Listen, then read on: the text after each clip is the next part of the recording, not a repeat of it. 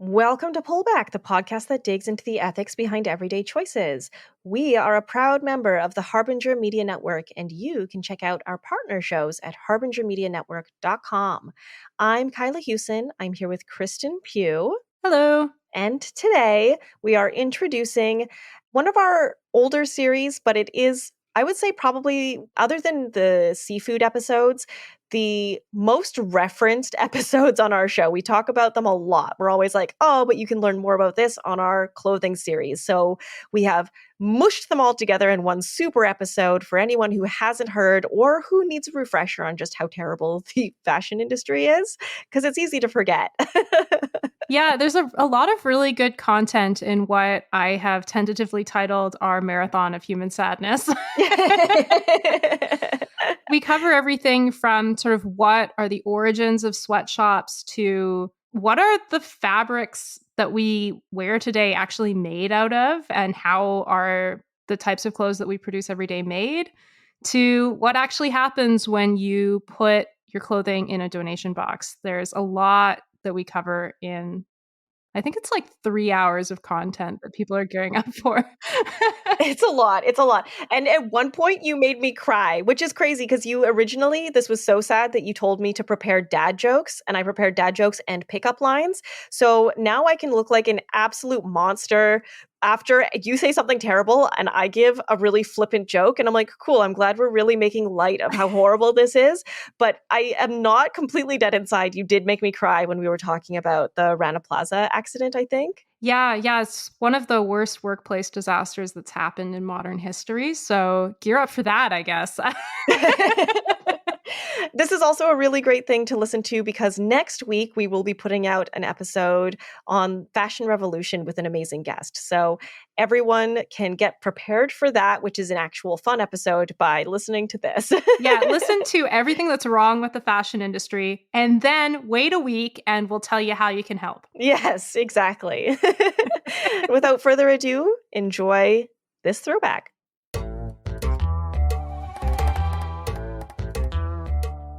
The thing about the clothing industry is that it feels like every time you flip over a rock, there's like more stuff to flip over. Yeah, basically like name a problem in the world and the clothing industry is somehow involved in it. It's really astounding. So part 1, which is what you're listening to right now, is going to look at people in clothing. So it'll look at human rights, workers' rights, things like that. Then part 2 will look at clothing and the environment. And then in part 3, we're going to focus on the strategies that you can employ to have a conscious closet. So what is it that you do about all of this information? That'll be part 3. Which I'm looking forward to. That's going to be my favorite one. Yeah, I'm looking forward to it too. But I think you can't really approach that until you've learned about what's really causing the human rights issues and the environmental issues in the clothing industry. I'm glad that there's a light at the end of this. I feel like what's going to be a long, dark tunnel. Yes. And because we know that definitely this part and also the environment section are going to be a little dark, I asked Kyla to prep a bunch of dad jokes, and we're just going to whip them out at different times. So they're going to be really inappropriate and not fit into the topic at all, and probably really minimalize some really horrible things. And I'm going to feel really bad for saying them. You're going to be like, this person died in this horrific way. Tell us a joke. And I'm going to be like, ah! Make us all laugh. Go, dance monkey. Before we get started, though, do you want to talk to us about the challenge that you did for this episode? You tried something a little new, didn't you? Yeah, okay. So as if this podcast wasn't costing me enough money, I went out and bought a sewing machine. Which, to be fair, is something that I've been wanting to do for a long time, but I've lived a very transient life that just didn't lend itself to owning a sewing machine. So I haven't actually touched a sewing machine since I was 14 or 15, like in school. And even then I was pretty lazy about it. I did the bare minimum that my teacher wanted, and then I went and did like the cooking stuff. That was more my jam. But I decided recently that making clothes probably isn't that hard, and I could make my own, because every time I try on clothes, I'm like, oh, this doesn't fit just right, or I like this part of this outfit, but not this part, and I was like, oh, I could just make my own. Easy. It wasn't easy. Oh, no. Who knew? I feel like I did know that going in, but I was like, oh, I'll figure it out. So I didn't really know what I needed. So I didn't have any thread or a pattern. And I was like, I'll make a dress. So I had to like run out and get some thread. But I didn't get a pattern, so I just went on like the internet and I was Googling like how to make a dress. Easy stuff. But it's not easy. So then I switched to like pajama pants. I was like, okay, I'll make some pajama pants. And part of the reason I switched from that as well to that from a dress is that I also didn't have any material because I didn't go out and buy any. But I had a bunch of like old clothes that I wasn't using that I'm going to be using for another project. But I decided I would take some fabric from one of these clothing items, and it used to be pants actually, so I kind of took pants and then I was going to repurpose them back into pants. But they weren't like at the time. Is that upcycling? I don't know. I mean, at the time when I bought them, I got them when I was in India and they didn't quite fit, but I really liked the pattern, so I like cut them up and I was going to turn them into a skirt, and I spent maybe 6 or 7 hours just like hand stitching them when I was in India, and it didn't turn out so well. No, it turned out very badly. Huge waste of effort. So I just had this like material and I was like, okay, but it wasn't enough to make a dress. I couldn't quite figure out how I was going to make that happen. So I was like, okay, I'll turn them back into pants and they'll be super comfortable. No, that's not what happened. Oh. No, yeah, I tried to do it without a pattern, so I just like freehand cut it, and I like traced it with like a pair of other pants, but I was so dumb and I used pants with like an elastic in the waist, so my waist is a little bit too small, because I forgot to stretch them out when I was cut.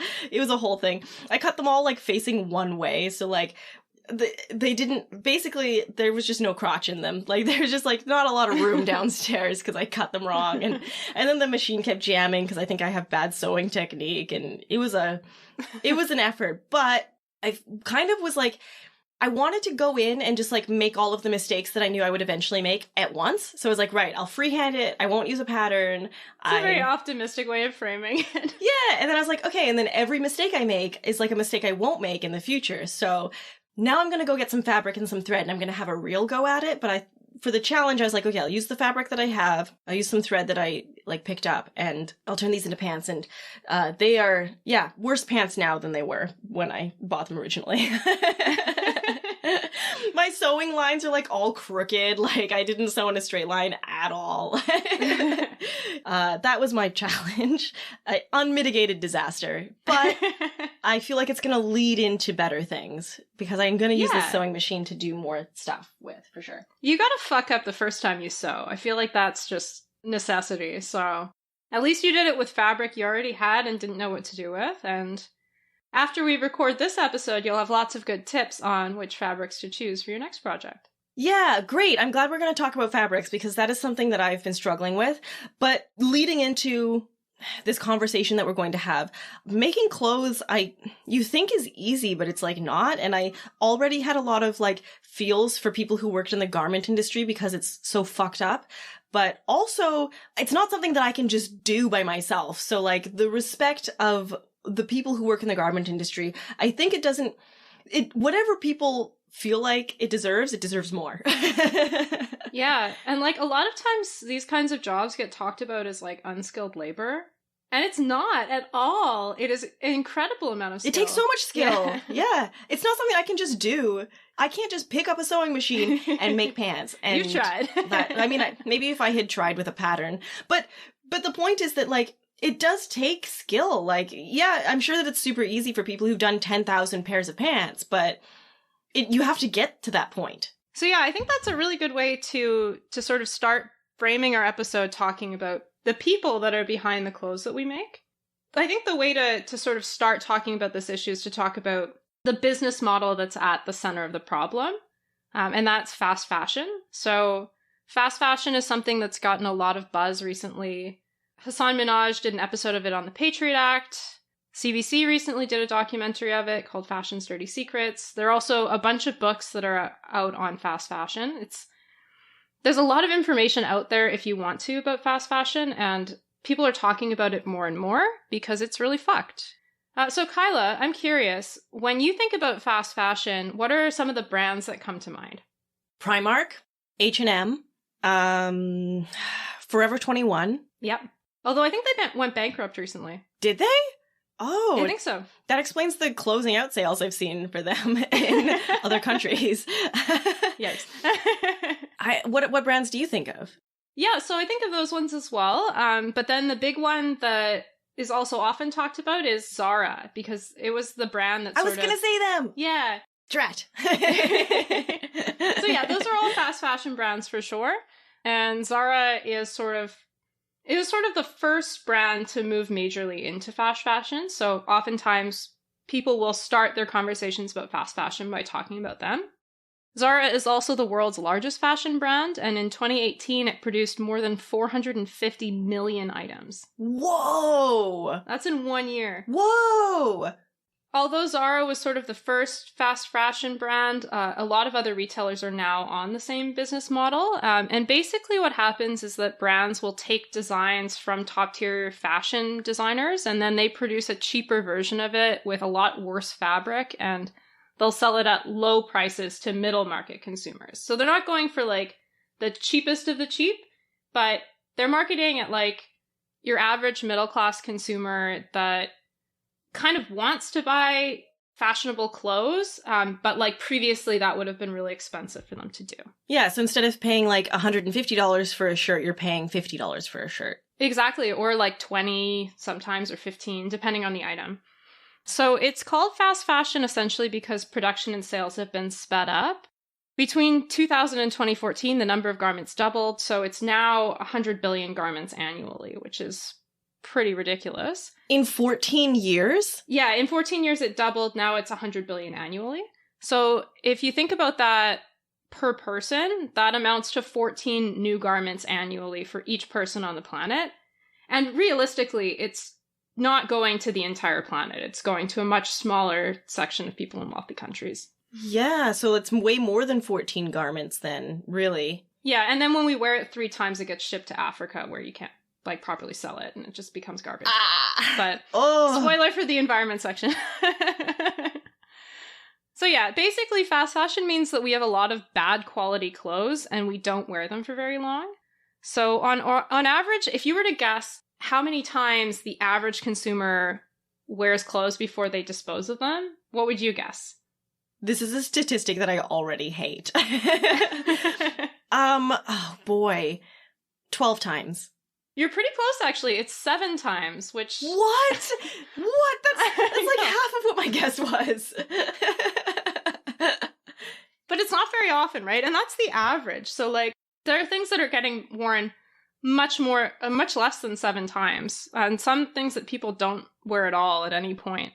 So, shoppers are buying 5 times more clothing than they used to in 1980.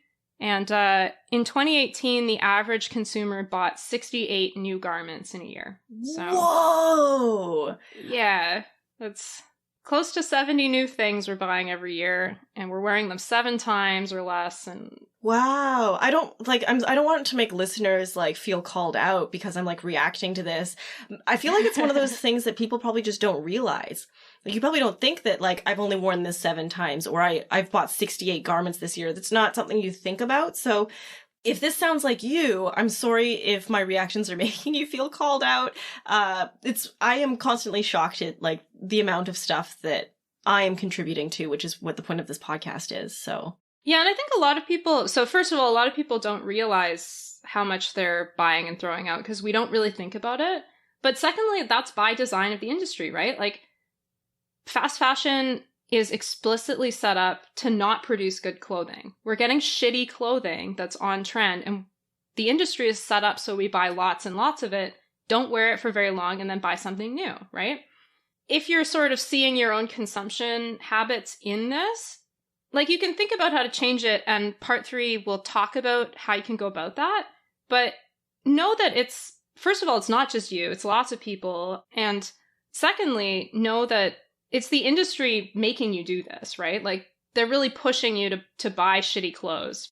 To change the practices, we have to change the industry, basically. Yeah. The plus side of fast fashion, or the positive way to frame it, is that it's democratized fashion in a sense. So it's brought high design to regular consumers. But the downside is that that's A, not really true because we're buying shitty clothes. And B, it's caused a lot of problems. So let's talk about some of those problems. Yay! So to just frame the problems with workers' rights, you also need to look at another set of changes that are happening at the same time as fast fashion, and that is the globalization of clothing supply chains. So that's often called offshoring, which basically means relocating factories to countries that have low labor costs. And so fast fashion doesn't work without offshoring, and offshoring is sort of like, it's spurred on because of the model of fast fashion. So those, you really can't separate them. So I found a good stat, and it's that in 1991, 56% of all clothes that were bought in the United States were also American made. By 2012, that was only 2.5%. Whoa. So it went from over half to almost nothing. 3%, basically. Yeah. And the problem is today that supply chain isn't only offshore. So it's not only happening elsewhere in the world where you have less labor protections, but it's also fractured. So you'll have fabric that's grown and woven and dyed in one place, and then it's cut in another, sewn somewhere else, and then the zippers and buttons so it's being shipped are all everywhere elsewhere. Yeah, and it's being shipped everywhere in between, right?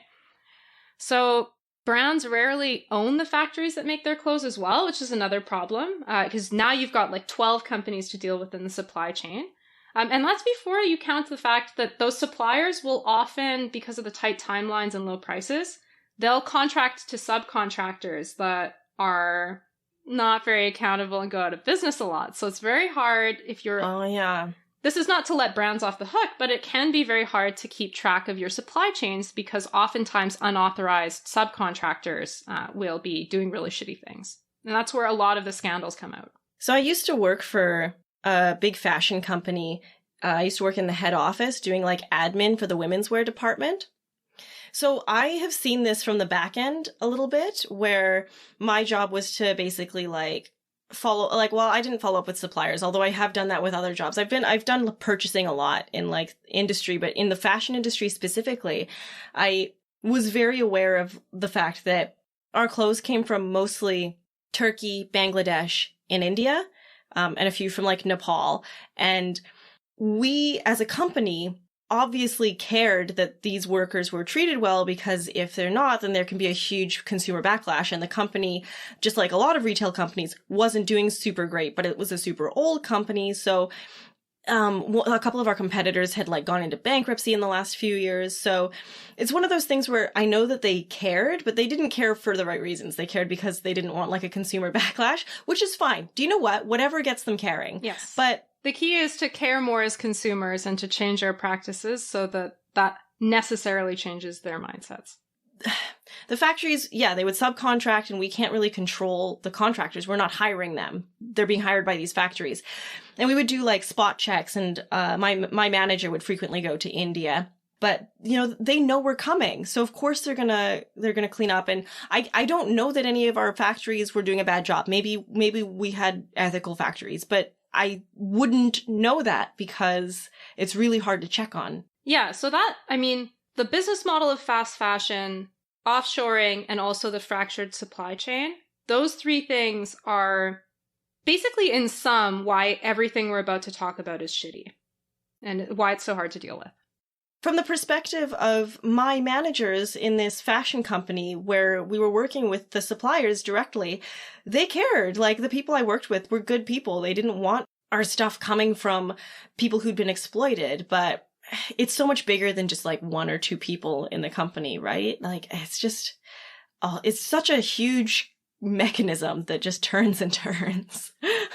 So, as we've sort of been previewing, this creates problems for workers' rights. Before we get into sweatshops, what I want to just talk about first is what the fashion industry supply chain looks like, because I think that can make things a little bit more concrete for people. So, speaking in very general terms, the fashion industry has a 6-stage supply chain. So first, you have to plant and harvest raw materials. So that could be cotton or wool, or, you know, any kind of fabric has to be grown or created or extracted. Then that fabric has to be weaved into cloth, basically. Step 3 is finishing the fabric, which can look like a lot of different things, and then shipping that cloth to distributors. In the next step, then the garments are produced, so they get cut and sewn and things like that. And then after that, they get shipped to the warehouse, and then they get distributed to storefronts. So there are 6 general stages, but within that, there's a whole bunch of things going on. And at any point in the supply chain, you can have exploitation issues, and it can be really hard because factories aren't owned by the big brands to keep them accountable. So sweatshops. When you think sweatshops, what do you think? Nike. I'm sorry, Nike. I know that they've come a long way, but that's like the first thing I think of is like the scandals of the 90s, right? Yes, yeah. And that's one incentive for brands to sign on to initiatives that change things, because sometimes that brand mentality can really stick. I would say, like, in Nike's defense, I think they're one of the big companies that have changed the most, but it's because they got the most backlash originally, I think, when people were starting to realize how messed up fast fashion is. But it's what I think about. I also think about, what was it in Bangladesh where that factory like exploded or something? Yeah, we're going to talk about that a little bit later, but for sure that's in a lot of people's minds. And I also think about, children sewing stuff. That's what I think about when I think of sweatshops. Yeah. So yeah, a lot of that's going on. Sweatshops, I also think sweat, right? Oh, yeah. They're hot. That's why they're called that. Sweatshops have existed for basically as long as we've had mechanized garment industries, right? So in the 1830s, something called the lock-stitch sewing machine was invented, and that really fundamentally changed how clothes were made. I don't know how much our listeners will know about the Industrial Revolution, but most people learn about it at least a little bit in school. And basically, people were sort of moved from primarily living in rural areas and living sort of like subsistence agriculture to moving into cities and working in factories.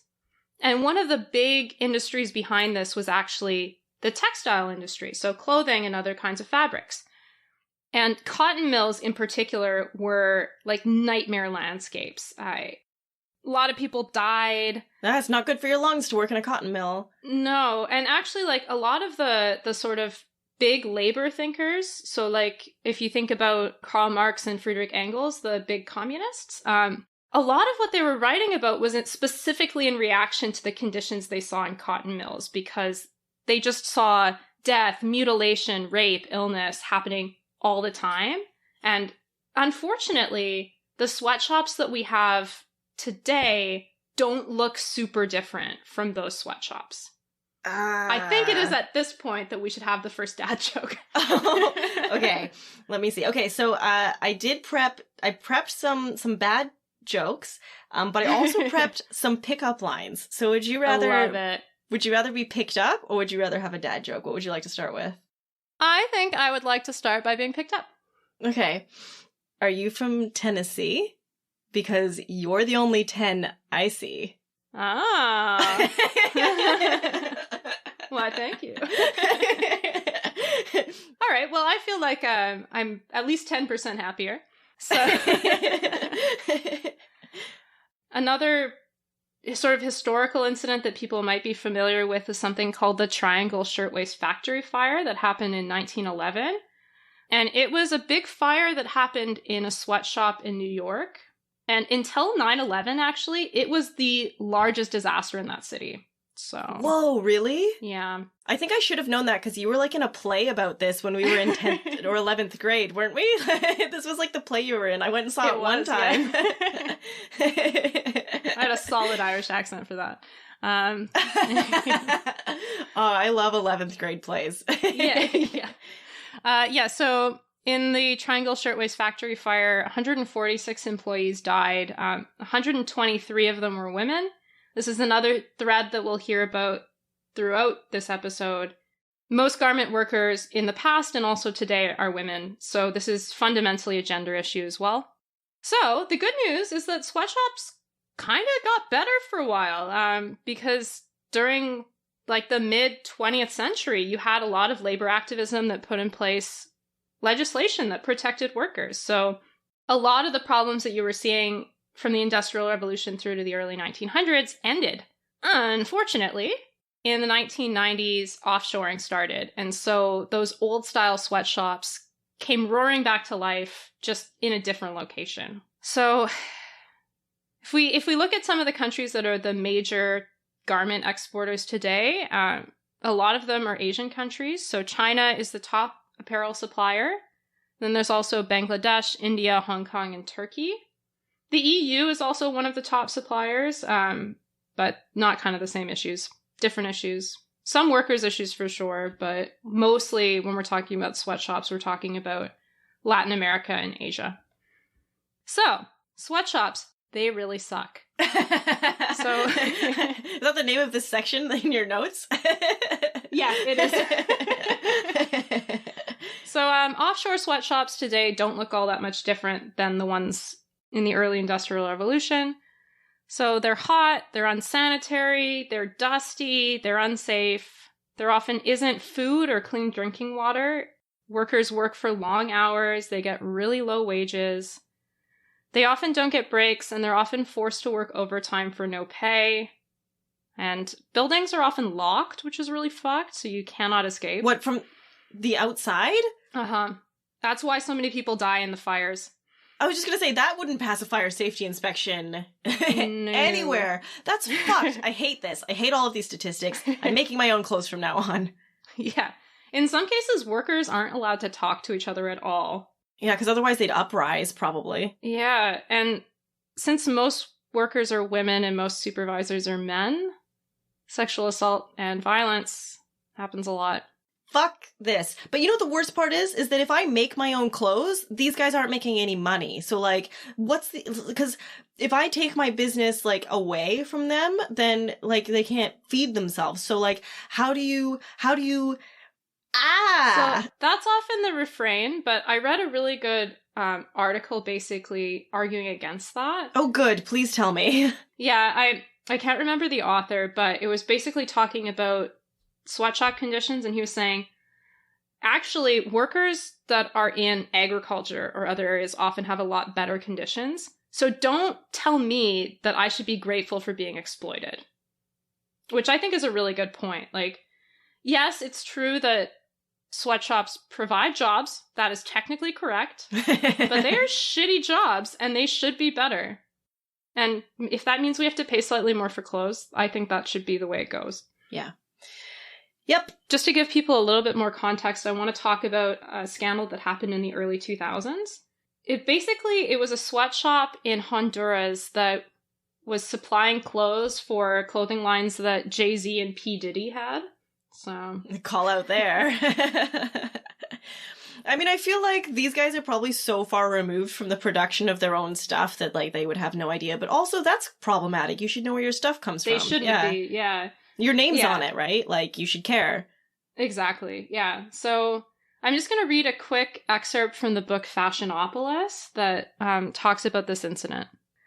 At a Senate Democratic Party committee hearing, Lida Eli Gonzalez, a 19-year-old Honduran garment worker, recounted through a translator the horrors that she had experienced at Southeast Textiles, or Satiza. The industrial zone where Satiza was located was surrounded by a towering wall, its entrance a locked gate guarded by armed sentries. Official hours were 7 a.m. to 4:45 p.m. at 75 to 98 cents per hour, but there was mandatory unpaid overtime. Just one shirt would pay more than my wage for a week, Gonzalez testified. Supervisors would stand over us shouting and cursing at us to go faster and calling us filthy names like Maltito or damned donkey, bitch, and worse. She continued. The temperature rose so high, workers were sweating all day. Fabric fibers and dust turned hair white or red or whatever the color of the shirts we were working on. The drinking water reportedly contained fecal matter. Workers were forbidden to speak. They could only use the restroom once in the morning and once in the afternoon, and before entering they were searched. Normally there was no toilet paper or soap. Women were subjected to pregnancy tests. If one came back positive, she'd be sacked. All were frisked upon entering in the factory each day, and anything found, including candy or lipstick, was confiscated. They were patted down again when they punched out at night. So this is what the conditions are like, you know. Thanks, I hate it. Why don't we do a dad joke? Yeah, okay. I got one ready. Actually, this one is a little bit textile related, so okay. Let's pull this out. I bought some shoes from a drug dealer. I don't know what he laced them with, but I was tripping all day. Get out of town. Did that lighten the mood? I still feel pretty sad. Yeah. It did lighten the mood, though. I just think this is a sad subject. It is, yeah. I mean, you know what? I'm going to tell you one more. I'm reading a book about anti-gravity. It's impossible to put down. I thought you'd like that one.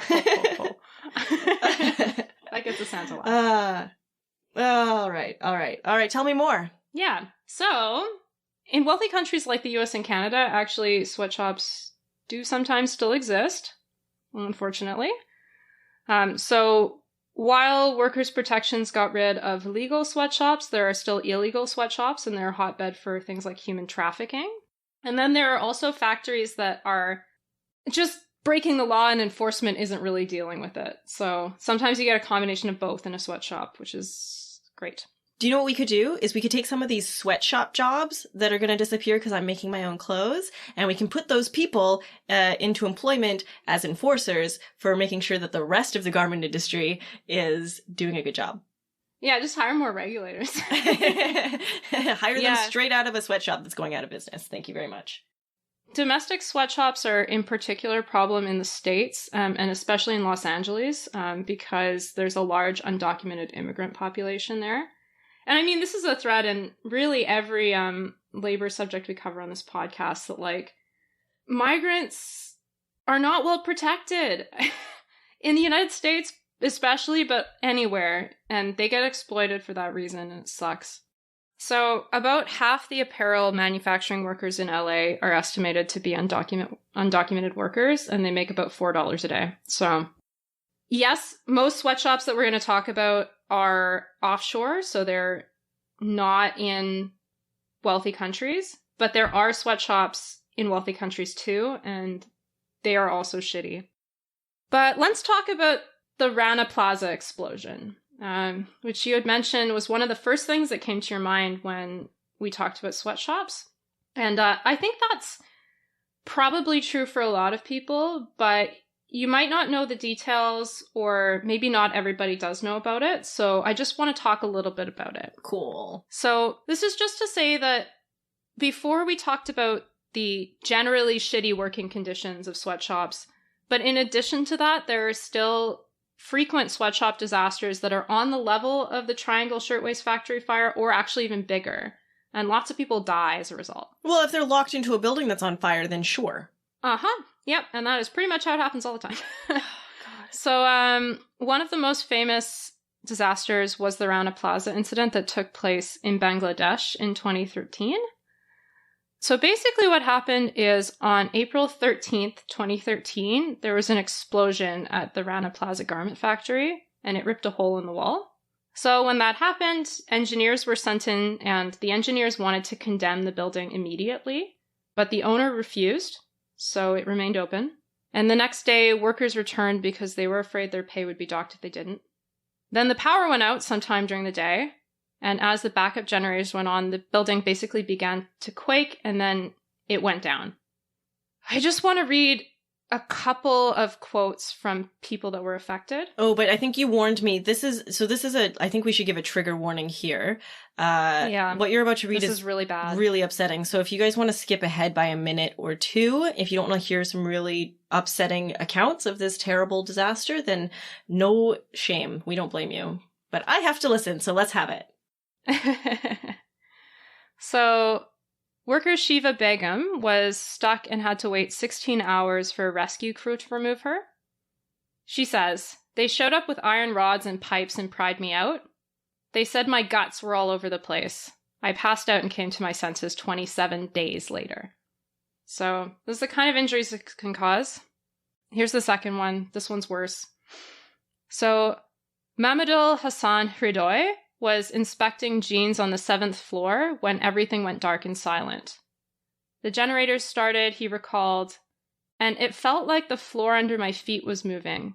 Then it was disappearing. When he opened his eyes in the rubble, he realized he was pinned under a concrete pillar. As everything came into focus, he saw that he was face to face with one of his good friends, Faisal, who worked on the 2nd floor as a sewing machine operator. "I'm not sure how," Hridoy told me in a whisper. I guess my floor dropped down to his. Faisal's skull was shattered, and his brains were spilling out. Hrudoy began to cry. I can't forget how his head exploded in front of me, he said, sobbing. Those memories still haunt me. I bring up those two quotes just to sort of personalize the statistic that when the Rana Plaza disaster happened, 1,134 people died and another 2,500 people were injured. So that is like 3,600 stories like that one. I don't know. It's just, for a lot of people, this was sort of a catalyzing moment. So there is something good that came out of it. But the really infuriating thing is that it was the third high-profile sweatshop disaster within 3 years in Bangladesh. So really, it should never have happened to begin with, because we really should have acted the first two times. So in December 2010, there was a garment factory fire that killed 29 and injured more than 100. And Gap had just finished inspecting that factory. So their inspections clearly did not work. In November 2012, there was another fire that killed at least 117 and left 200 injured. And Sears, Walmart, and Disney all had products produced there. Overall, between 2006 and 2012, there were more than 500 Bangladeshi garment workers who died in factory fires. So there's absolutely no reason that Rana Plaza should have happened. There were already enough warning signs that the industry should have been moving on this. So after that fire in 2010, the first of the three major ones, there were NGOs that called for and created something called the Bangladesh Fire and Building Safety Agreement. It went unsigned until 2012. No brands signed on to this, even though there had already been a major disaster that should have been pulling at their consciences. Eventually, there was an ABC News story that came out, and so a few brands started to sign on. But most of the other ones didn't do it until after the Rana Plaza explosion. And even then, there were a number of brands that decided to go with a watered-down voluntary version instead, called the Alliance for Bangladesh Worker Safety. It was not as good, but a number of really major brands went with that one instead because they weren't serious about the commitments. Sorry, I haven't said much. It's just, this is all super upsetting. I know. It's just like, it's impossible to hear about the stuff without being super angry and upset about everything. I'm like on the verge of crying. You are crying. Oh my gosh, I'm sorry, Kyla. I know, I'm really sad. Those quotes were so sad. This was me while I was reading it. No, that's fair. I mean, it just proves that I am a human with reasonable emotions. This is very upsetting. Yeah. Maybe at this point, we should just say, listeners, if you're upset by this, that's totally okay. It's totally normal to feel upset by the insane bullshit that companies let happen.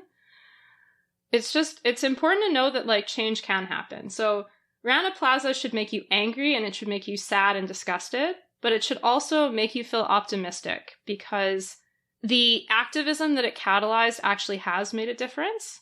So since Rana Plaza, most major brands started to sign on. It has started to shift industry standards, and Bangladesh has actually started to get better on inspecting buildings. It's still not perfect, and there still are factory fires that happen, but we're starting to very slowly see some progress. And the best way that you can sort of, I think, take in this information and assimilate it into your own approaches is to try to find brands that are trying on this kind of stuff. And we'll talk at the end about some sort of tools you can use for that. So we are going to get positive, we promise.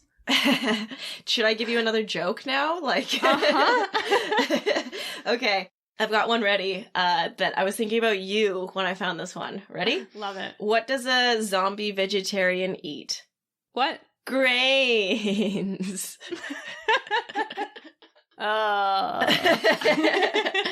Yeah, I couldn't do the voice for it. I feel like you should be shoveling the driveway and telling me to, like, drive more slowly. Yeah. Okay, I'll give you one more. One more joke. Okay. Love it. What's the best part about living in Switzerland? I mean, it's clearly raclette, but tell me. I don't know, but the flag is a big plus. That one is really dumb. Okay, tell me some more stuff that's going to make me cry more. Yeah, so next we're going to talk about child labor. So unfortunately, that is also, like sweatshops, child labor has also been a thing going back to sort of early garment factories. And lots of sweatshops today have children working in them. So, for instance, in 2016, H&M, Next, and Esprit were found to have Syrian refugee children sewing and hauling bundles of clothes in subcontracted workshops in Turkey. Wait, what year did you say that was? 2016. Fuck that. Fuck that. Fuck that. Fuck all of that. Fuck everything. Yeah.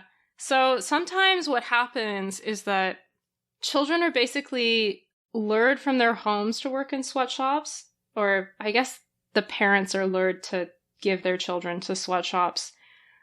So there was a report by the Center for Research on Multinational Corporations and the India Committee of the Netherlands that basically found that there are recruiters in southern India that would convince parents that are in impoverished rural areas to send their daughters to spinning mills. And the promises were basically that they'd get a well-paid job, comfortable accommodation, 3 nutritious meals a day, opportunity for training and schooling, and a lump sum payment at the end of the 3 years. Oh, that sounds fucking great. Yeah, it does. Unfortunately, instead, these were false promises, and the girls end up working under appalling conditions that basically amount to forced labor. That's what the report concluded. So. Yeah, sure. Yeah. I mean, I felt like that's where the story was going, but like the promises, I can understand the parents' side of that. Yes. So that's sometimes how this kind of stuff happens.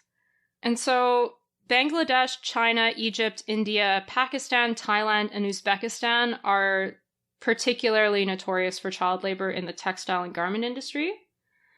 I mean, this is not to say that any time you see a made in label there, it's definitely using child labor, but a lot of the times, I mean, those are the countries where it happens the most. Yeah. And the point is, you wouldn't know. You wouldn't know. Even if you're buying from a supposedly sweatshop-free brand, it could be that brand could unknowingly have been produced by a subcontracted factory that uses child labor.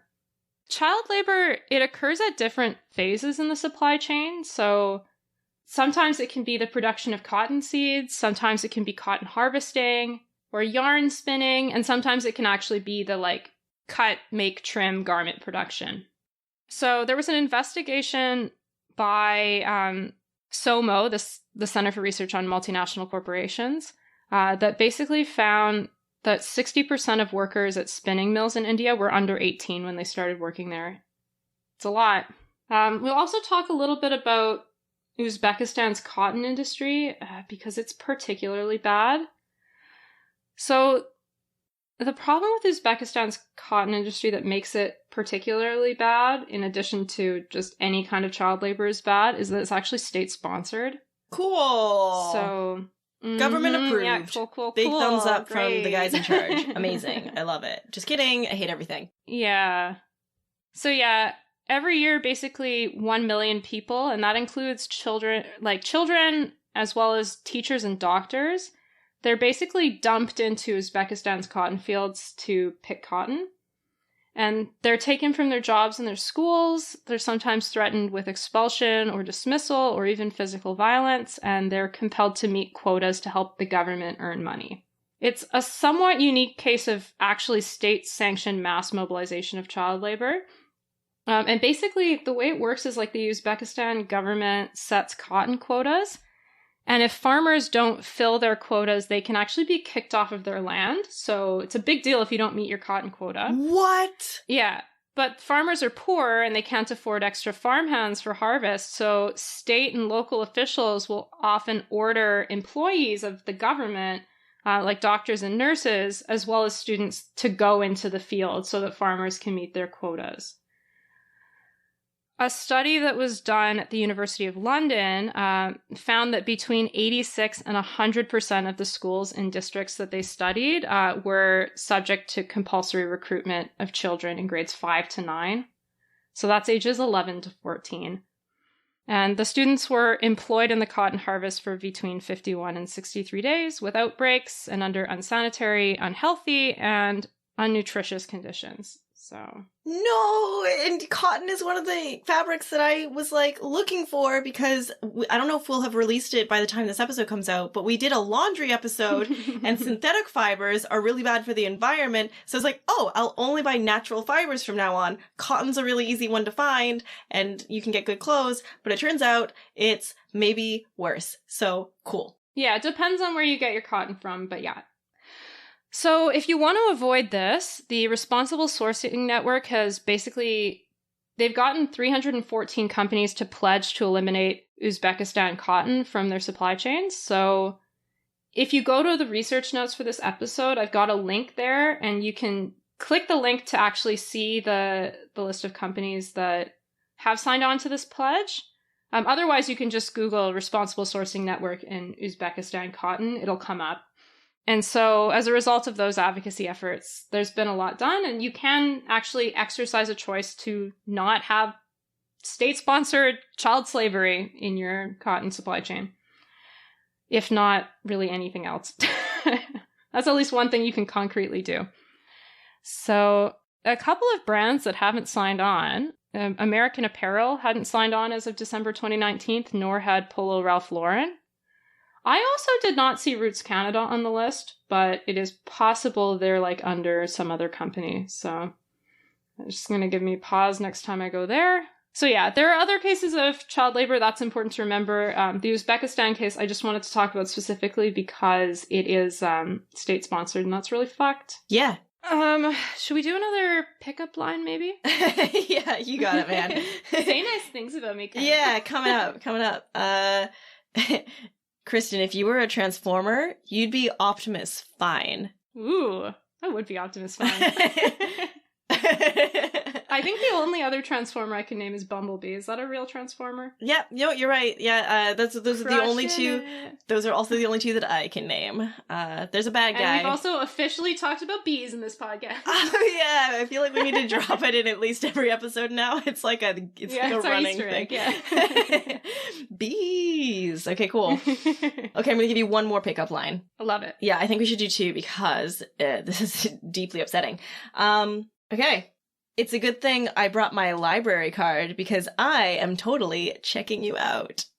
I did some finger guns there. It's nice because it's a nice pickup line, but it also promotes the use of libraries. Yeah, I thought that you would appreciate that one for sure.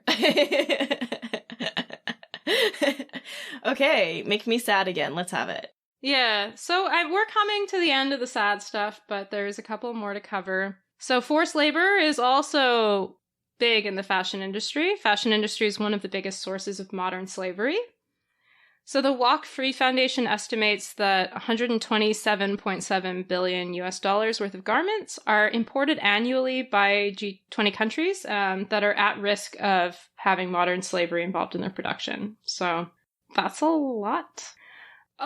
If you look at sort of like the causes of modern slavery, a lot of them look kind of similar to some of the child labor circumstances that we talked about, like debt bondage, not having contracts, things like that.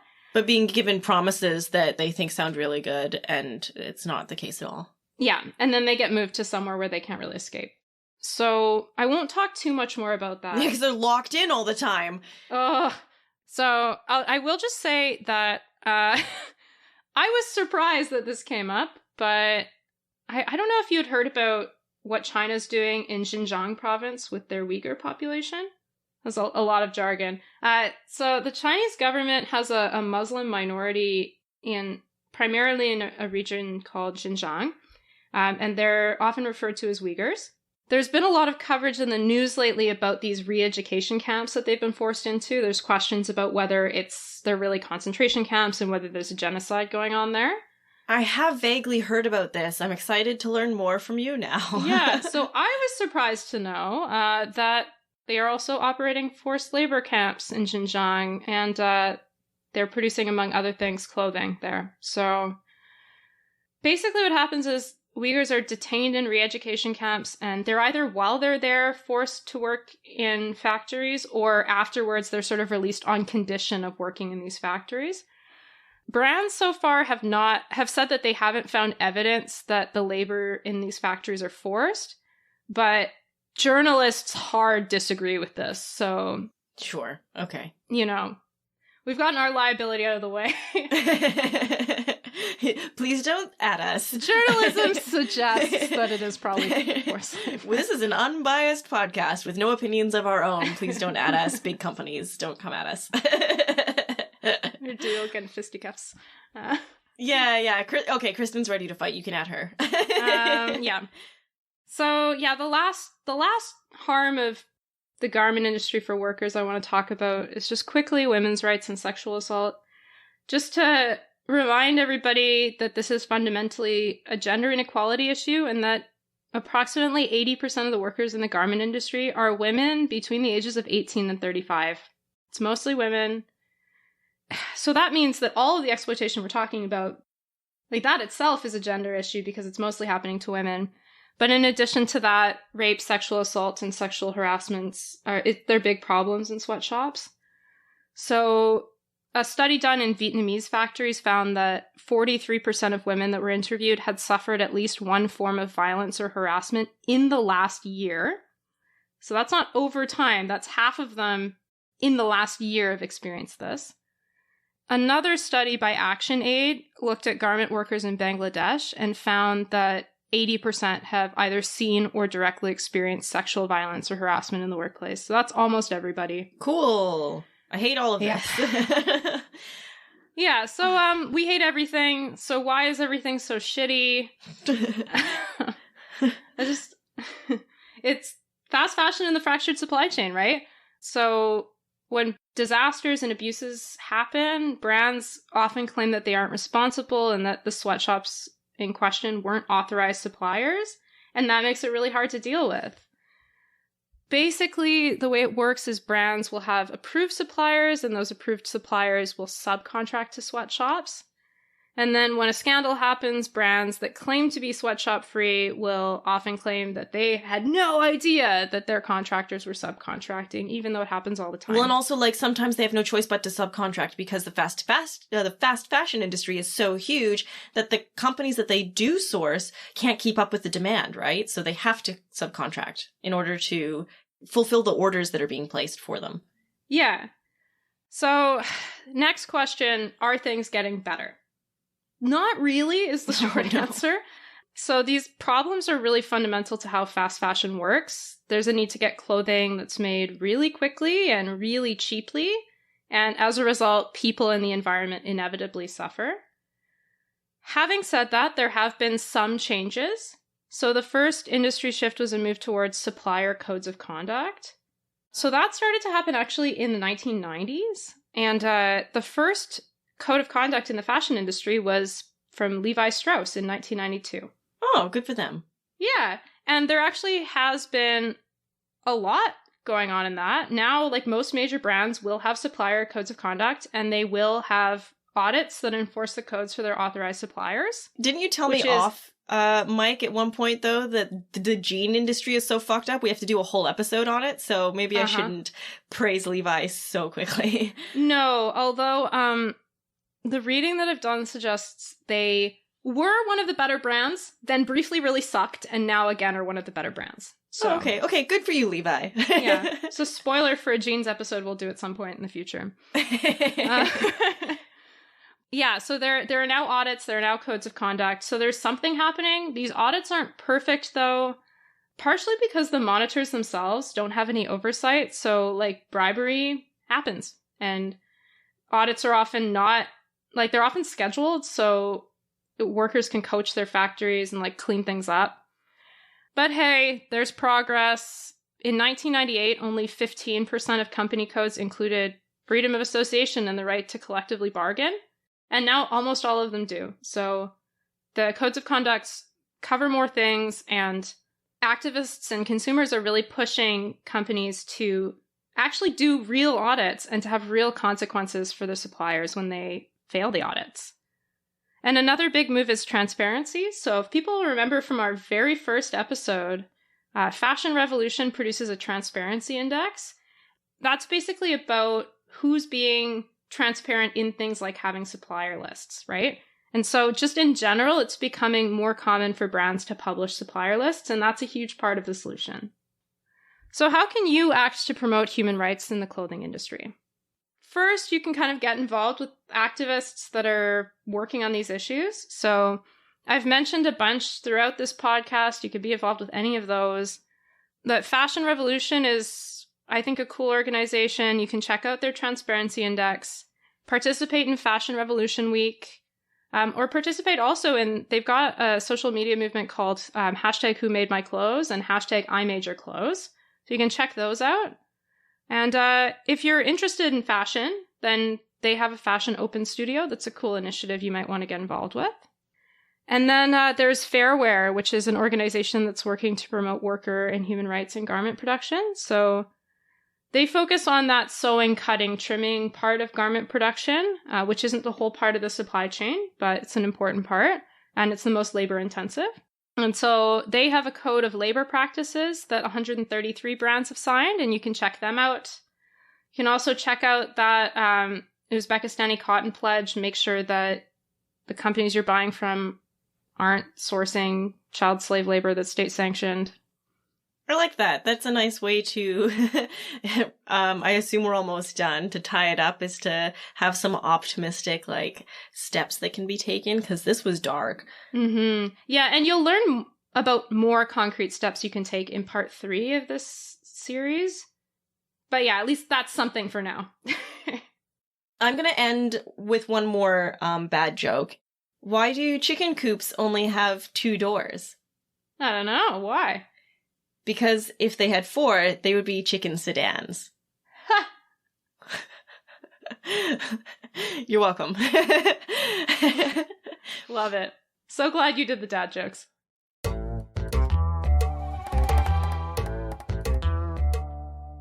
So in part 2 of our clothing episode, we're going to be looking at the environment, which is hopefully a little bit less depressing. Kristen's going to rev this one up for me. Let's have it. Sure, yeah. So we'll talk about clothing and the environment in this episode. And then just a reminder that we're going to be doing a third part as well that looks at what it means to have a conscious closet. So that's where you'll have a lot of those practical tips. So the environmental impact of clothing, it basically comes from 3 different parts of the production process. So first you can look at the impact of producing the fabrics from which clothing is made. Then you can look at the impact of moving those fabrics around, turning them into garments and selling them. And then you can look at the impact of clothing disposal. So we're going to talk a little bit about all of those things, but because this is such a complicated topic, I focused a little bit more on looking at different fabrics, because otherwise there are sort of just general points you can make about the environment. And in the last episode, we're going to talk about the end life of clothing. So just a note that there'll be more attention to the fabrics in this episode. I appreciate that because I feel like that's something we have more control over as consumers. You can decide what fabric to buy. And I have been stressing out for the last, 2-3 months. Honestly, maybe even since we started this podcast project, 4, 5, 6 months ago? What even is time? But I don't know what the best fabric to buy is. And I haven't Googled it because I am a hack and a fraud. So I'm just waiting for you to tell me. No, it was hard to put together the information on this. And so I was sort of like cobbling stuff together through various intranet links. And then there was a chapter in this book that I read that pulled it all together really nicely. So a lot of the information is from the book, The Conscious Closet, which we'll cover also in the last part. But some of it's from the intranet as well, just to fill out gaps. So the 2 most commonly used fabrics in clothing today are cotton and polyester. And they make up basically 3/4 of the global fiber market. So whoa, that's a lot. Yeah. I don't think I knew that. Yeah, so cotton and polyester, like if you look at your clothes, probably most of your items have some level of cotton or polyester in them. So it would be impossible for us to cover all of the fabrics that are in clothes this episode because there are just so many. But I want to give a brief overview of like what to think about for each of the main ones. And so, of course, we're going to talk about both of those big ones, polyester and cotton. We'll also talk about some of the other common synthetics that you might find, like spandex and nylon. And then viscose or rayon is also one that's made from tree fibers, basically. And wool and linen and hemp. So we'll cover all of those. talk about sort of what are the environmental considerations and also what some of the things that you can look for when you're trying to buy these fabrics are. Because, so I mentioned that book that was really helpful, The Conscious Closet. And the author of that book, she basically says when you're thinking about picking the most sustainable clothing, it's not necessarily about which fabric, it's about how to make whichever fabrics you pick the most sustainable versions of themselves. Because there are sort of benefits and drawbacks to all of them. The exception to that is like linen and hemp. There's a reason hippies have worn those for years. They're pretty sustainable. So that one, if you just want to buy the most sustainable fabrics, yeah, you could adorn yourself in only hemp. That's probably the best choice. But probably not very many of us are going to want to do that. So we'll give you some other suggestions too. So polyester, it's like polyester is basically synonymous with fast fashion. It's everywhere. Polyester is present in 60% of clothing today. And there has been a 157% increase in the use of polyester between 2000 and 2016. So, whoa. Yeah, it's pretty You can massive. really tell that fast fashion is a product of the last 25 years. Like, holy shit. It's kind of like, this is a bit of a nerdy aside, but like the shift from like homestead clothing making to like the industrial clothing making, it was like wool to cotton. And now the new era of fast fashion is polyester. So you can really see that through like what fabrics are common. So like the rest of the synthetic fabrics industry, polyester is high tech and it's highly concentrated. So more than 75% of the world's polyester fabric is made in China. So just one country makes a lot of the world's polyester. Another thing that probably some of our listeners know already, but it's important to say, polyester is plastic. So it's made from fossil fuels, it's not renewable, and it contributes to climate change. So overall, polyester is not a good environmental choice. And also the demand for polyester and other plastics drives up investment in petrochemical refining. So in a certain sense, the more polyester clothes we're wearing and buying, the more economical it is for fossil fuel producers to keep producing fossil fuels. So that's a problem. Polyester also has a huge waste problem. So because it is plastic, it doesn't readily biodegrade. And so we really don't have any plan for what to do with this massive volume of polyester that we're producing. And so right now, only a very small amount of it is like recycled polyester. And most of the time when you're using polyester that's from recycled plastic, it's actually not from polyester that's been recycled. It's from like water bottles that have been recycled. So the polyester that we're producing in clothes that we throw away very quickly, it's basically just going to landfill most of the time. And also, shout out to our laundry episode where we talked about the plastic microfibers that it sheds. We'll have to actually release that episode soon. But every time you wash your clothes, microplastics are leaching into the environment is the sum of what that whole episode really came down to. Yeah. In the book, The Conscious Closet, Elizabeth Klein recommends basically finding non-toxic polyester. So there are hazardous substances certifications that I'll talk about sort of at the end.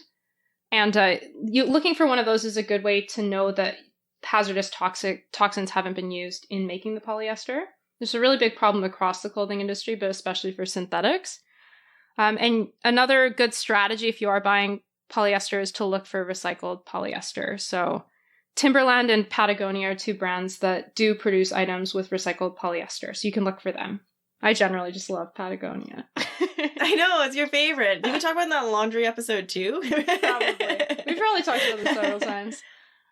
This is an on-the-slide Patagonia, like, branded podcast. No, it's not. Yeah, oh man. If they want to pay us, though, we could easily become one. I think we talked about this, but I've never bought anything from Patagonia, so I feel left out of this. So if they want to send me a sweater or something, I can be bought very easily. This podcast is not above bribery.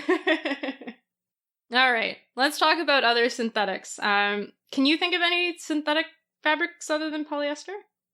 Oh, metallized fiber. I see that a lot. I don't know. Oh gosh, I don't talk about that. No. Oh no. But yeah, probably. Other synthetics. You said viscose and rayon aren't synthetic? I don't think I knew that. I know, acrylic. Acrylic, yes. So some other ones that you might see are spandex, nylon, polyurethane, and PVC, which I can't remember what that stands for. That's okay. Probably unpronounceable. Yeah, it's PVC. Don't buy it. So there are a variety of synthetic fibers in clothing, and they're all slightly different, and it would be way too much detail to cover each of them. But nylon is sort of the one that you'll see most commonly. It's in about 5% of clothing, and that makes it the second most common synthetic fabric. But obviously, like, polyester is way more common, so there's a big gap. After that, the next most common is acrylic. So it's present in about 2% of clothing, and you'll often see acrylic as like a cheap alternative to wool. So if you're looking at sweaters in fast fashion, they're always acrylic. Yeah. And then spandex, basically it makes stuff stretchy. So you'll often see it like in a blend in like underwear, jeans, or pajamas, other things. Yeah, I'm pretty sure the skinny jeans I'm wearing right now have spandex in them. I mean, I'm wearing pajamas right now, and I'm sure that it's like 60% spandex. They're so stretchy. That's why I love pajamas. Pajamas are great. This is a pro-pajama podcast. Yeah, wait till we get to the end of this episode and we talk about our challenge. No kidding, yeah. Spoiler. So, most synthetics have a problem with, like, carcinogenic materials, and they also seem to take a lot of energy to make. That seems to be common to most synthetic materials. Wait, so do my clothes give me cancer? Is that what you're saying? Or just the people who work in the factories are the ones? Yeah, maybe. Legitimately, Yikes. They might. Yeah. So this is why the safe chemicals or like hazardous toxins certifications can be really important, because sometimes synthetics will be made with hazardous materials they'll be made with chemicals that have been either found to be probable carcinogens or where there have been links established, but science is just kind of like slow in catching up because the regulation was kind of really fucked up. I went through a whole rabbit hole in this. But if you use those sort of safe chemical certifications, you can to some degree limit the extent to which that's something that affects you. That's wild. I had no idea. Yeah, me neither. And I have a lot of polyester in my wardrobe. So yeah, one strategy to deal with the carcinogenic materials is to look for safe chemistry labels, and to also look for another way is to look for recycled synthetics. That's another way to be more environmentally friendly. Oh, here we go. I did write what PVC stands for.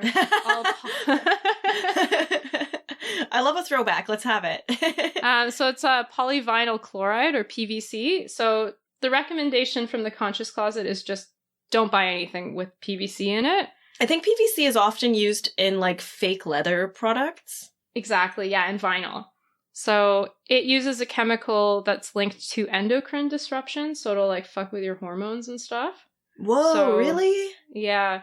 So the recommendation from Elizabeth Klein is just don't buy anything with PVC in it, and get rid of your pleather pants. Yeah. There are multiple reasons to do that, but yeah. Whoa, that is some shade.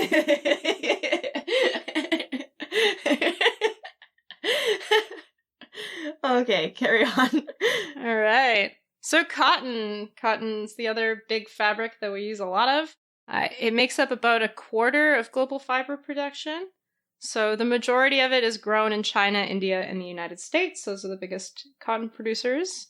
Although, throwback to the last episode, Uzbekistan is definitely the most fucked up producer. It's not one of the biggest ones. That we know of.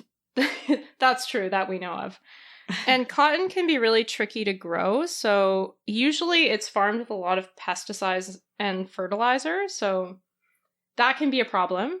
Cotton actually uses 6% of all pesticides that are used, so it uses more pesticides than any other major crop. Whoa! And yeah.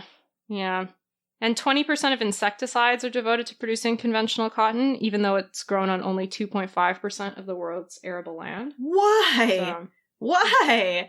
I think it's because it's really hard to grow. That seems to be what I found.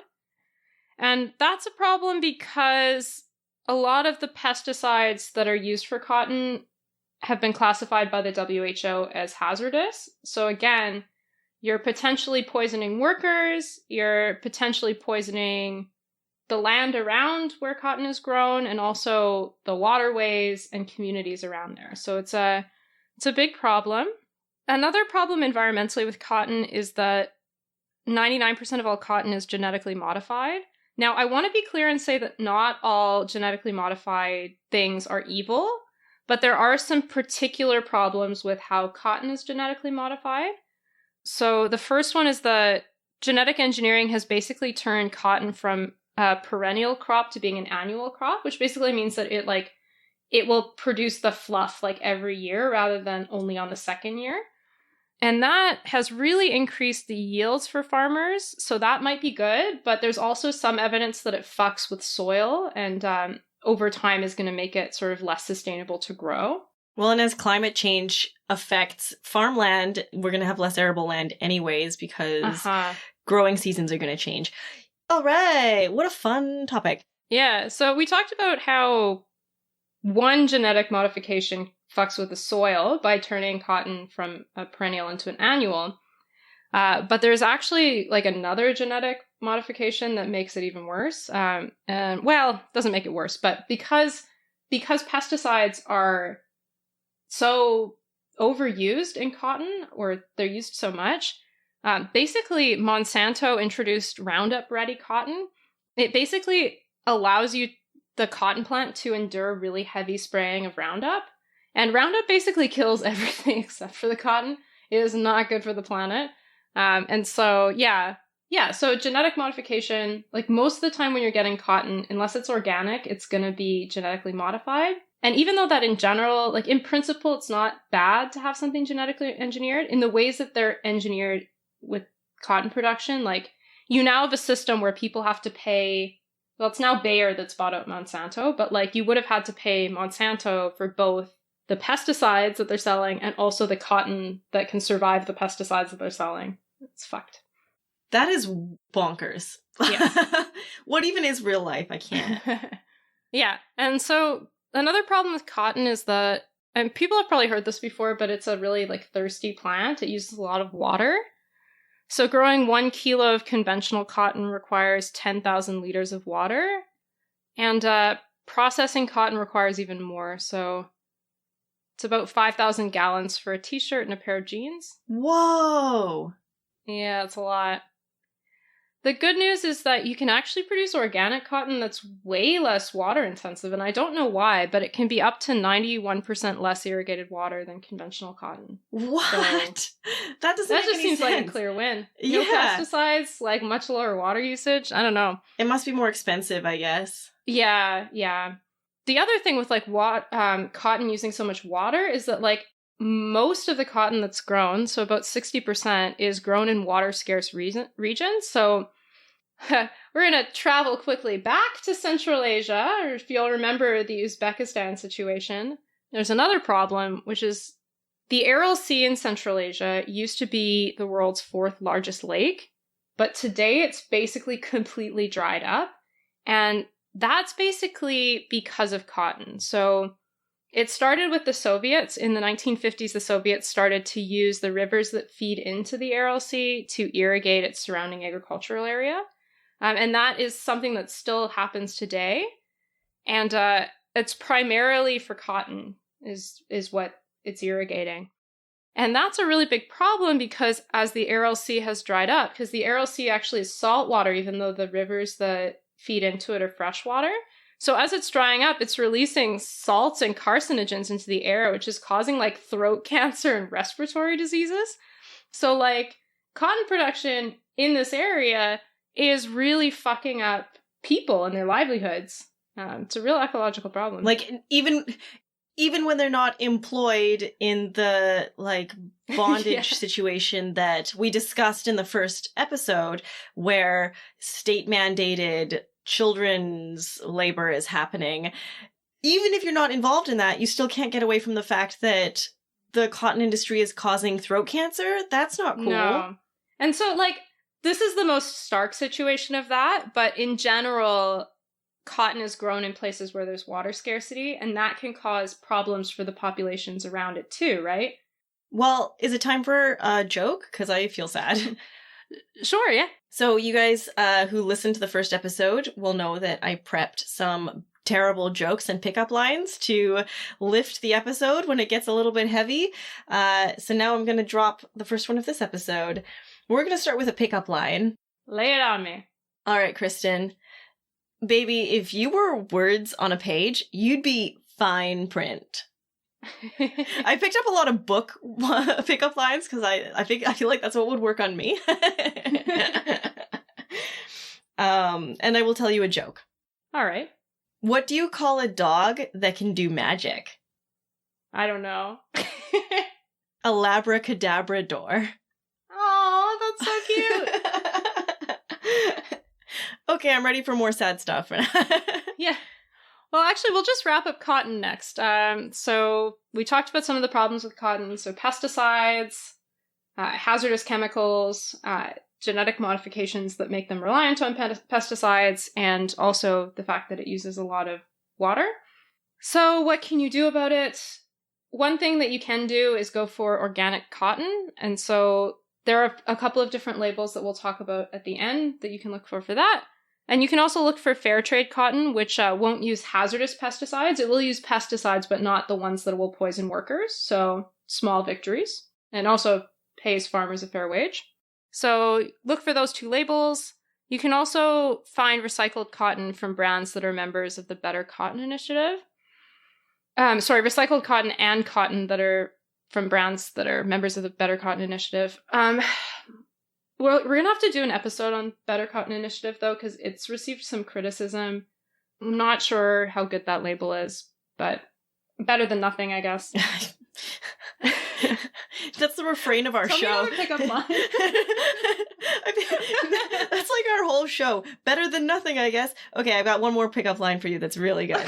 Okay. Is this the Hogwarts Express? Because it feels like you and I are headed somewhere magical. Nice.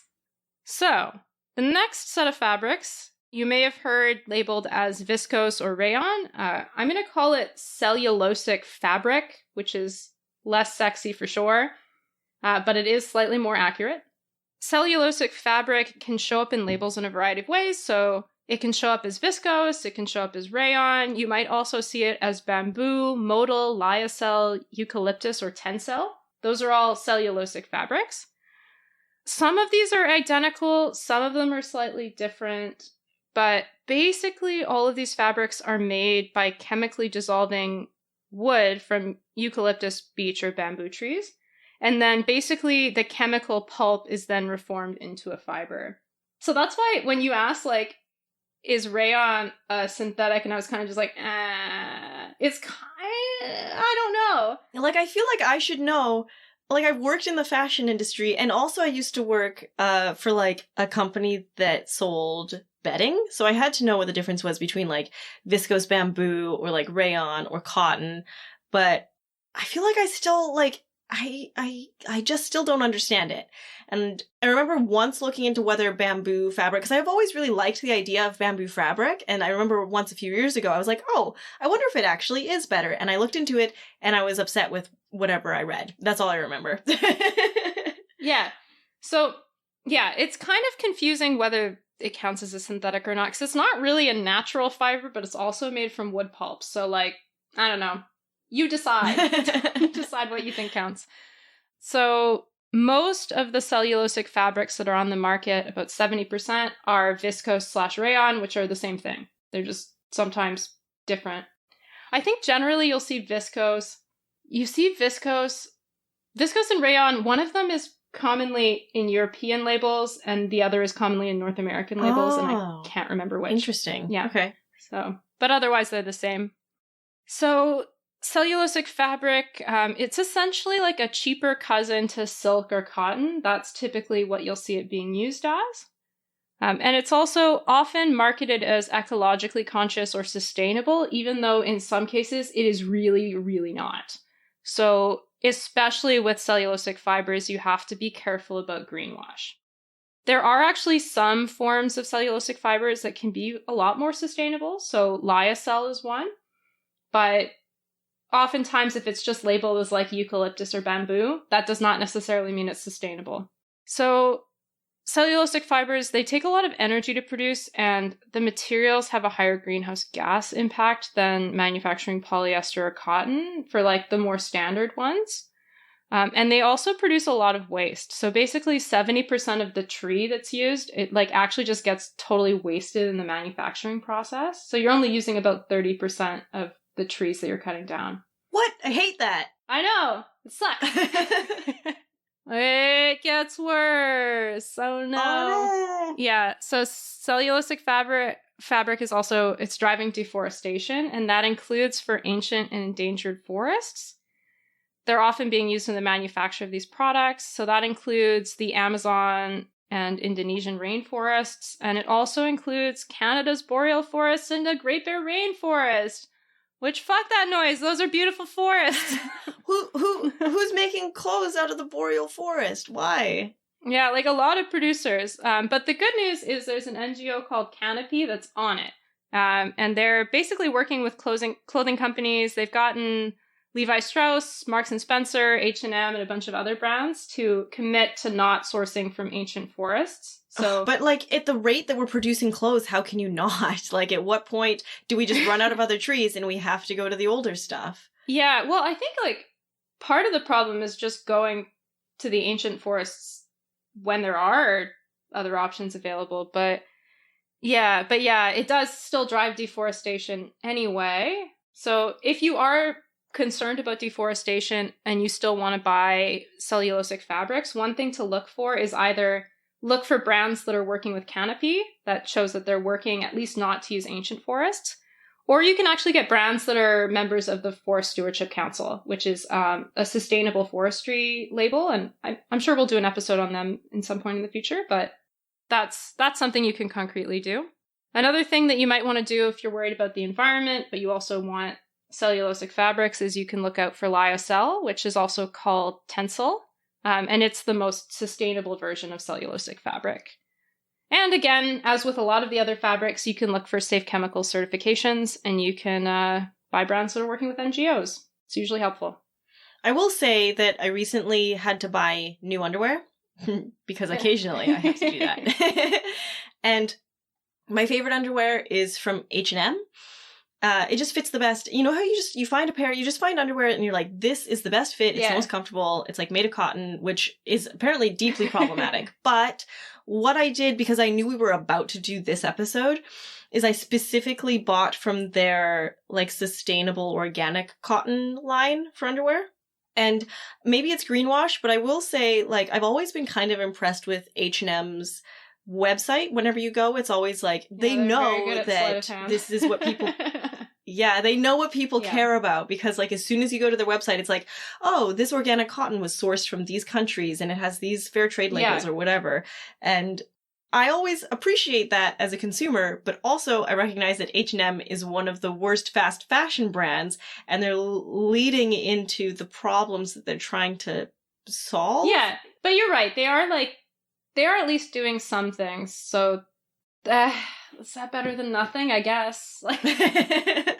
So I did buy some underwear from a big corporation that is perhaps evil, but I needed underwear, and I tried to buy like the organic cotton stuff. So like, is that better? I don't know. I guess the better thing for me to do would have been to sew my own underwear, but we are not at that level yet with my sewing capabilities. Yeah, and I think like with stuff like that, you're just going to need to get underwear, and you're just going to have to go through it fairly regularly. So yeah, trying to find a big brand that's doing better than other big brands isn't a bad approach, you know? Anyway, let's talk about, so I've got wool, leather, and fur all lumped in together. And basically what I want to say about this is that we're not going to talk about them too much, because we're going to do an entire leather episode for sure. We'll probably also do a down episode.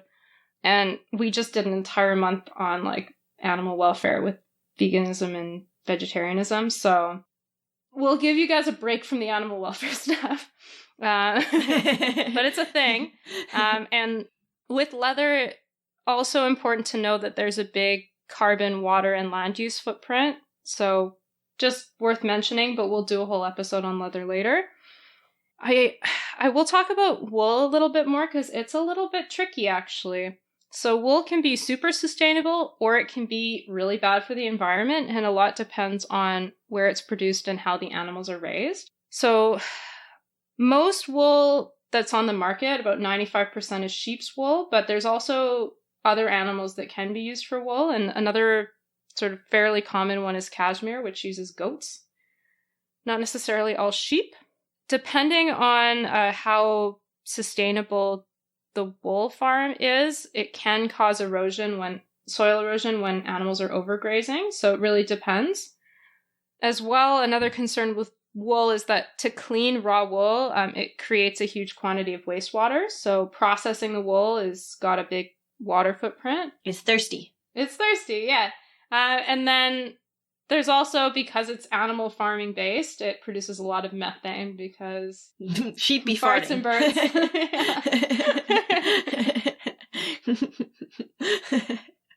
That will never not make me laugh. Yeah. That's all like the downsides of wool. But on the other hand, wool actually lasts a lot longer than most other fabrics. So it's like not necessarily bad environmentally to use wool. One recommendation is to sort of focus on buying wool products that are timeless and making sure that you mend them so that they last as long as possible, because there is a big upfront environmental cost, but wool fabrics can last a lot longer than other garments can. And as with the other fabrics, you can also improve your footprint by buying organic and also buying safe chemicals certified wool. All right, the last category of fabrics are bast fibers, also known as the best fibers. So linen, hemp, jute, ramie, and flax. I'd never heard of ramie. I don't know what that is, and I didn't find out. So, but we should all be wearing it. Apparently, we should all be wearing it. Yeah. So linen is actually the oldest known fabric, which I didn't know. And it's a natural fiber. It's cultivated from the flax plant. I don't know exactly what makes bast fibers, but they all must have like some similar seed component. Hemp fiber, obviously made from hemp plants, so you're likely to see more hemp products as like marijuana legalization goes forward, which is kind of like an interesting byproduct of that.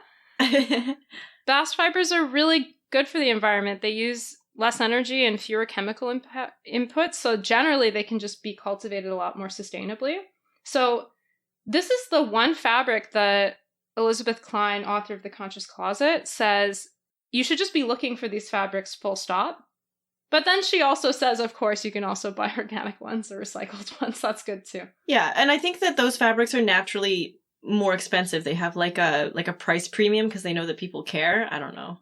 Yeah, although I think I think linen is definitely seems to be more expensive, but like, I don't know. I feel like you can get hemp pretty cheap. I guess I'll find out. I have this sewing machine. I don't know. I haven't worn hemp fabric before, so I don't really know. But it's got like a strong association with hippies, yeah.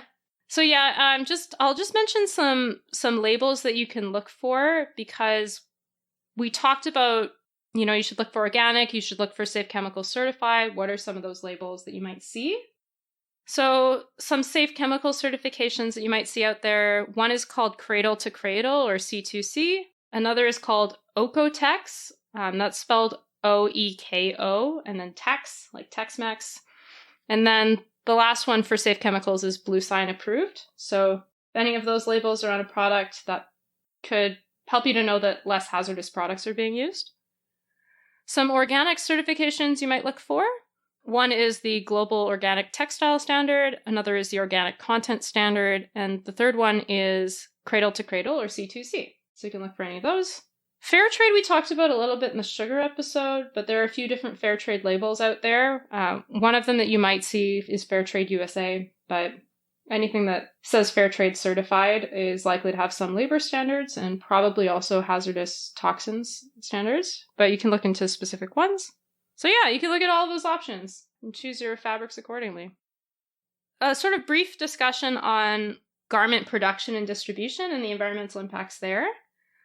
So the first thing to note is that water use is sort of a big thing in garment production. A lot of that comes from the fabrics, but there's also a fair amount used in producing a garment as well.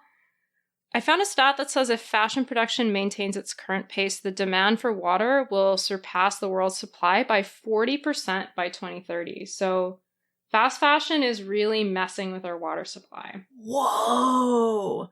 That's bonkers. That is so ridiculous that I have trouble wrapping my head around that. That's in 10 years. Yes. And I mean, that's really just a sign of like how much fashion we're producing every year and how fast it's growing, you know? So the next one is emissions. So apparel and footwear production is about 8% of greenhouse gas emissions worldwide. And because clothing production is growing quickly, emissions from textile manufacturing is projected to grow by 60% by 2030. Whoa! Yeah. Which, I mean, if you've put that in conjunction with the water use stat, it kind of makes sense, but it is pretty shocking. This is completely unsustainable. Yes. I knew it was Yes, bad, but this is news to me. Didn't know it was this bad. Yes. So the other big environmental impact of fast fashion is pollution and hazardous chemicals. And I want to spend a little more time on that because there are a few things to unpack. The first one that I won't go into that much is the plastic microfibers issue. So, right, when you have synthetic fabrics, they break down and shed plastic microfibers, gets into our water supply, and basically we're just eating plastic all the time. And a lot of that's from the clothing industry, especially if you're throwing stuff out after 7 wears.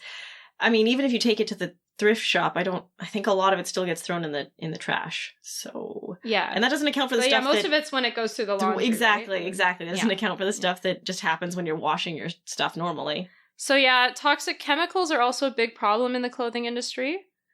So there are 46 million tons of chemicals used to process textiles annually, and 10% of the chemicals that are used pose a risk to human health, and some are even linked to cancer. So that's a really high percentage. It's not great. So that's a problem for worker health and the environment. And it also is a problem for us because some of the chemicals that are used in processing clothing and garment production will stay on the clothes. So you should always wash your clothes before you wear them. And then those chemicals wind up in our water supply, right? Yeah, but I mean, better that than you getting cancer. I don't know what to tell you. Part of the problem is also like that these chemicals get dumped and they pollute the areas around where factories are. So in 2011, Greenpeace released a report that showed that suppliers of major clothing brands are basically polluting both the Yangtze and the Pearl River deltas in China. And they're polluting them with toxic hormone-disrupting chemicals. So they were basically looking at 2 different facilities. They didn't look at all the facilities. They just sampled from 2, thinking like this is a reasonable sample. Like these are indicative of what textile factories look like generally in this area. And in both of them, they found that the wastewater discharges had 2 hazardous chemicals. So there was alkyl phenols and perfluorinated chemicals, or PFCs. They were both present in the wastewater. And those 2 facilities were linked to Abercrombie & Fitch, Adidas, Bauer Hockey, Calvin Klein, Converse, H&M, Lacoste, Nike, and Puma. So those are big brands. And that's just 2 factories, and there's hundreds of factories in China. Yeah, exactly. And I mean, we don't even know what's going on most places, but there are probably lots of toxic chemicals. Greenpeace then followed this up with another one on the presence of non-nonylphenol ethoxylates, or NPEs, in clothing. Good work. I appreciate the effort on that one. Basically what they did was they went to 15 leading clothing brands and they just bought their clothing. So they bought a couple items of clothing. And then they tested them for NPEs, and they found that 2/3 tested positive for the presence of NPEs. And basically what happens with NPEs is they wash off the clothing and they break down into nonylphenols, which then accumulate in the food chain. And as they accumulate, they become hella toxic. So it's not good. And even though, so NPEs are banned in some places, but we're still getting them because these clothes are produced in countries that don't have regulations for NPEs. They then sell the clothing here, and the NPEs get into our water system when we wash them. So thanks, I hate it. Those are the kinds of problems, right? There's like tons of, I'm sure there are many other issues I could have gone into. Just, I told you this clothing was like a really overwhelming topic. There's a lot. Because it's like omni-shambles bad. So some tools that you can look to if you want to seek out conscious brands. The first one is an app called Good On You, and it basically rates the ethics and sustainability of fashion brands. So you can look for that. There's a website directory called Done Good that you can look for that does a similar thing. Another one called Rank a Brand that's also similar. And then there's also the Fashion Revolution Transparency Index and the Ethical Fashion Report. I would recommend looking at a bunch of those and seeing if the brand shows up on many of them, because they all have like slightly different metrics. So if your brand is doing pretty well on all of them, it's pretty likely that it's holistically a good company or a better company than most. All right, joke me. Okay. How many tickles does it take to make an octopus laugh? I feel like 8 can't be the punchline, but that's my instinct. It's tentacles. Oh, tentacles! Oh, that's so good. I get it. Tentacles. That's the best one for sure. Okay, so the last issue we'll talk about before we get to our challenge is end-of-life issues. So there's a really big problem that we're throwing out so many clothes. So I found a really fucking shocking stat. Every second, like a second, the equivalent, I just want to emphasize that. 1,000, 2 1,000. Yeah. So every second, the equivalent of one garbage truck of textiles enters the landfill or is burned, which amounts to $500 billion lost in value due to clothing waste. I don't even know how to react to that. That's... Yeah. A garbage truck every second. Holy shit. That's too much.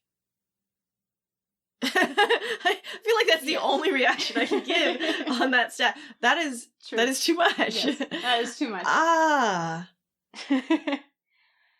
So in the United States, 23.8 billion pounds of clothes are thrown in the garbage annually, which is about 73 pounds per person. There's no way I'm throwing away that much. So a lot of it must be an offshoot of like the actual industry throwing away. It's just like stuff that gets made and then is never sold. That's gotta be. Yeah, I don't know if the stat includes that, because that is a separate source of waste that like fast fashion brands will throw away. So it doesn't include clothes that don't sell? But I'm not sure if that even includes... It might, or it could just be people throwing out clothes. It's kind of ambiguous. 73 pounds per year per person? That's so much.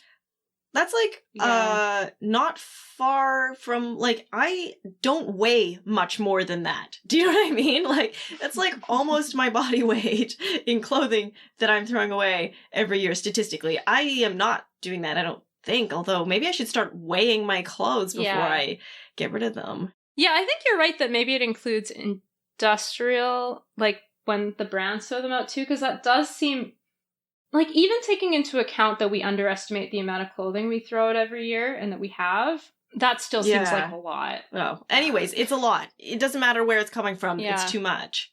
Yeah, and based on those stats, it shouldn't surprise you that clothing is the fastest growing category of waste in landfills. And because it's all made of polyester, it just breaks down into microplastics and stays in the environment forever, so... Well, here's the, landfill thing. So, in addition to the problem of us just throwing out a garbage truck worth of clothes every second, that is itself a problem. But the landfilling of clothes is an environmental problem, both for natural and synthetic fibers. So natural fibers do decompose slowly, but the problem is that when they're trapped in landfill, that can actually release methane, which is super bad for climate change. Yeah, it's not great. So, no. So putting your cotton in the garbage, really, really bad idea. Do not do that. Because you're just going to produce methane. Cotton can be composted, can it? Like, you could take it, if it's 100% cotton, can you not throw it in the compost? It probably depends on the composter, but I would say it's better to use one of the other strategies that we'll talk about in the third part. Okay, yeah. Cool. Something to look forward to. And then synthetic clothing doesn't biodegrade. It takes hundreds of years to actually break down. But as it slowly does, the hazardous chemicals they're made out of can be released into the air and the ground. So it's also shitty. So yeah. The good news is that we can really make an impact on this. So for every 2 million tons of textiles we keep out of landfills, we can reduce carbon emissions the equivalent of taking 1 million cars off the road. Oh, okay. That's a statistic I like the sound of. Yeah. So, okay. Do you want to talk about our challenge a little bit? Yeah, let's. Yeah. So in part 3, we're going to be talking a lot about what it is to build a conscious closet. And the first step in the book by Elizabeth Klein is basically take an inventory of what is in your closet, just to look at what it is, what it's made of, and which ones you actually wear and which ones you don't. So Kyla and I did that. I made a crazy Excel spreadsheet for it. I don't know if you used it or not. But... I did use your Excel spreadsheet, but you had a separate column for every type of fiber that your clothes were made out of. And I deleted those and I just wrote down under materials what the makeup was. I'm like, 97% cotton, 3% elastane or whatever. Yeah, I just wanted like a visual way to see like, am I using a lot of things with cotton or like viscose or what? Okay, so what did you find for yours? I found that, first of all, I Googled what the average amount of clothing is that people own, and there isn't really an answer, from what I could tell. When you Google it, the top result is like 125 pieces or something, but then when you look into it deeper, some people are going to have way more than that, and not very many people are going to have less. So I would say that's pretty close to like the bottom of the range.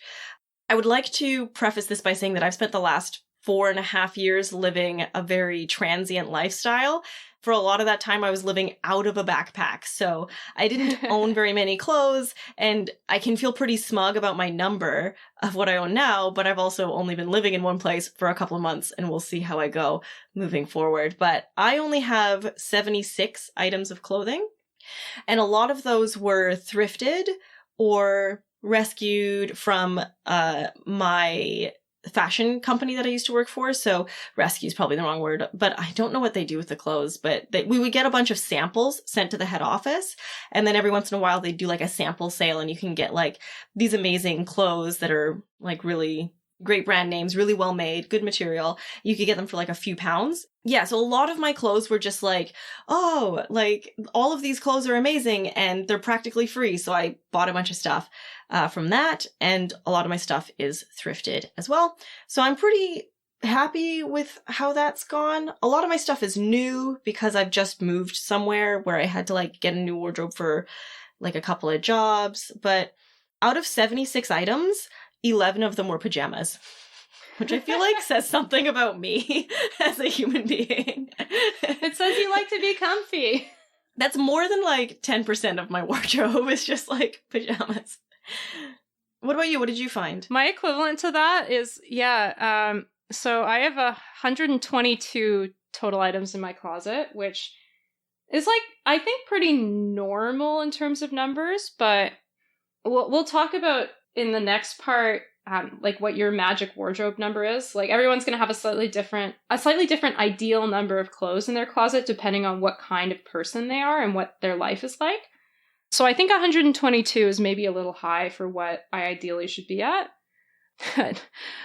So a full 1/4 of my wardrobe, though, is athletic wear. Lounging I do not gear. need to buy another pair of leggings for a really long time. And I also looked at how much of my wardrobe was new. So about 1/3 of my wardrobe was purchased in 2019 or 2020.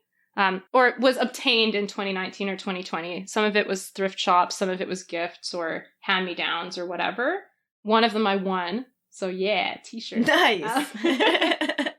It's probably really bad for the environment. But yeah, that was a higher proportion than I was expecting.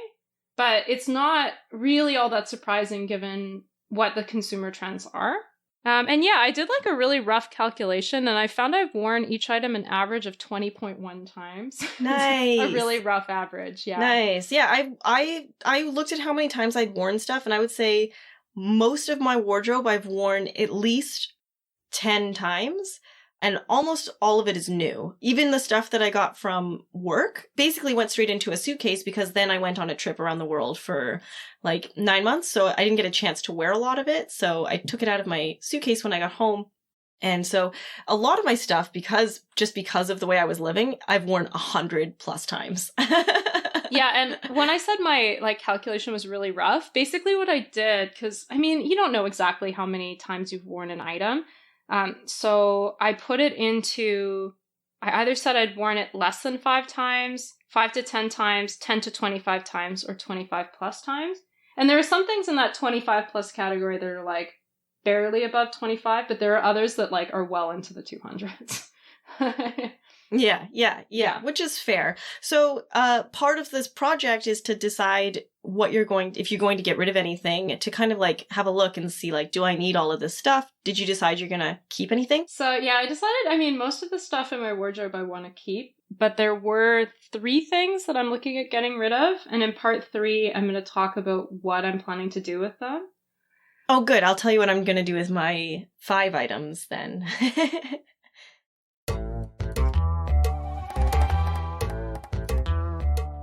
Hey, Kristen. Mm-hmm. Why did the crab never share? I don't know. Why? Because he was shellfish. So, for anyone just tuning in to the third part, I've been trying to liven up how depressing the first 2 were with some really corny jokes, and I still have a whole bunch left. So even though this episode doesn't need them as much, we are gonna get them. They've been prepped, they're gonna be used. So, trying to incorporate ethics into how we dress ourselves can be really overwhelming. I mean, we talked for what, like 3 hours and barely scratched the surface of the topics. So the overall message I think that we need to take is that we do need to reject the mentality of fast fashion, since the business model itself is what's causing a lot of the problems. Like, that was why the first 2 episodes were so depressing. We had some like concrete steps that you could take, but most of it is about sort of like disengaging yourself from fast fashion, which is a lot harder than, you know, just finding the right eco label. So, just a few stats to reinforce why it's true that we need to disengage from fast fashion. More than 70% of the average wardrobe is going unworn, so we don't wear most of the clothes that we have. Being more intentional about your wardrobe is basically, it's an important first step. That's not really a stat, it's just something that's true. And the best way for you to have a positive impact is just to wear the stuff that you have for longer. Can really cut down your environmental footprint. But the challenge with that is if you've got a fast fashion wardrobe, which like most of us, if we're millennial or Gen Z, we do, then you've got a wardrobe that's full of shitty materials that wear out quickly. And so just wearing your clothing for longer can be really tricky. So what we want to talk about in this episode is like, what can you do to fix that? And the nice thing is that there's a really good book with practical advice on how to do that. And I spent some time reading it. It's called The Conscious Closet, and it's written by Elizabeth Klein. We're going to go through her general advice in this episode, but I do sort of really highly recommend just get this book. I won't necessarily always say this about books. A lot of the times I'll love a book, but this one really, like, you should just get it because it has a lot of great details that we can't cover in a podcast episode, but that are so practical and so useful. It's maybe the most practical book I've ever read. So we talked about our own conscious closet cleanouts in part 2. So we both identified a couple of items that we wanted to remove, but most of our stuff's going to stay. As people who we already kind of think about this sort of stuff, like we started this podcast because it was already on our minds. So I think hopefully you and I are maybe doing a little bit better than the average.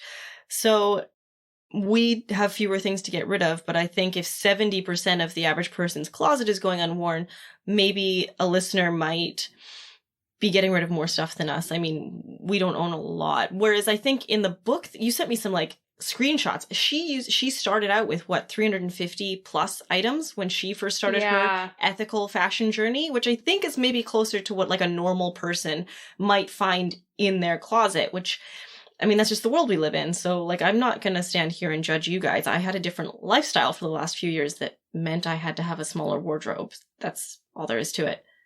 Yeah, and I will just say, like, I was surprised by the number of items that I had. I think a lot of listeners will be surprised by, like, actually how many clothes they have. And we didn't count socks and underwear, which I think would... Yeah, it would really run up that total. Yeah. But yeah, I think even if you're not going to do any of the other stuff, literally just counting all the items that you have is a really interesting... Yeah, it's an eye-opener for sure. So throughout the episode, we're going to talk about those items that we wanted to get rid of as it sort of comes up with the sort of themes that we're talking about. So hopefully we'll make it a little bit more practical for everybody. But first, what is a conscious closet? So essentially a conscious closet, it's just a wardrobe that's built with greater intention and awareness of our clothes. So that can be like awareness of where they come from, what they're made out of, and why they matter. So looking at like what each element of your wardrobe contributes to the overall wardrobe is also sort of part of the picture. And I don't know about you, Kyla, but I do not intentionally develop a wardrobe. I don't think like, oh, I need X basic to fulfill Y function. Like, I need this piece of clothing to make this other piece of clothing into a beautiful outfit. Whereas I just see a shirt that I like and I'm like, well, we'll figure it. I mean, most of my bottoms are like black jeans for work. So that pretty much goes with everything. But yeah, I think this book does recommend maybe picking stuff with more intention. Like, this is going to go with this outfit. Yeah, she basically says like, you should have a set of basics. I mean, maybe this is stuff that like previous generations would definitely all have known. But I don't know. I grew up in fast fashion and I did not learn how many basic items you should have and what neutral colors were appropriate and how to develop your color palette and like how many pants you need. Like that's not stuff that I feel we're taught. We just bought what was trendy and then got rid of it like a year later. Exactly.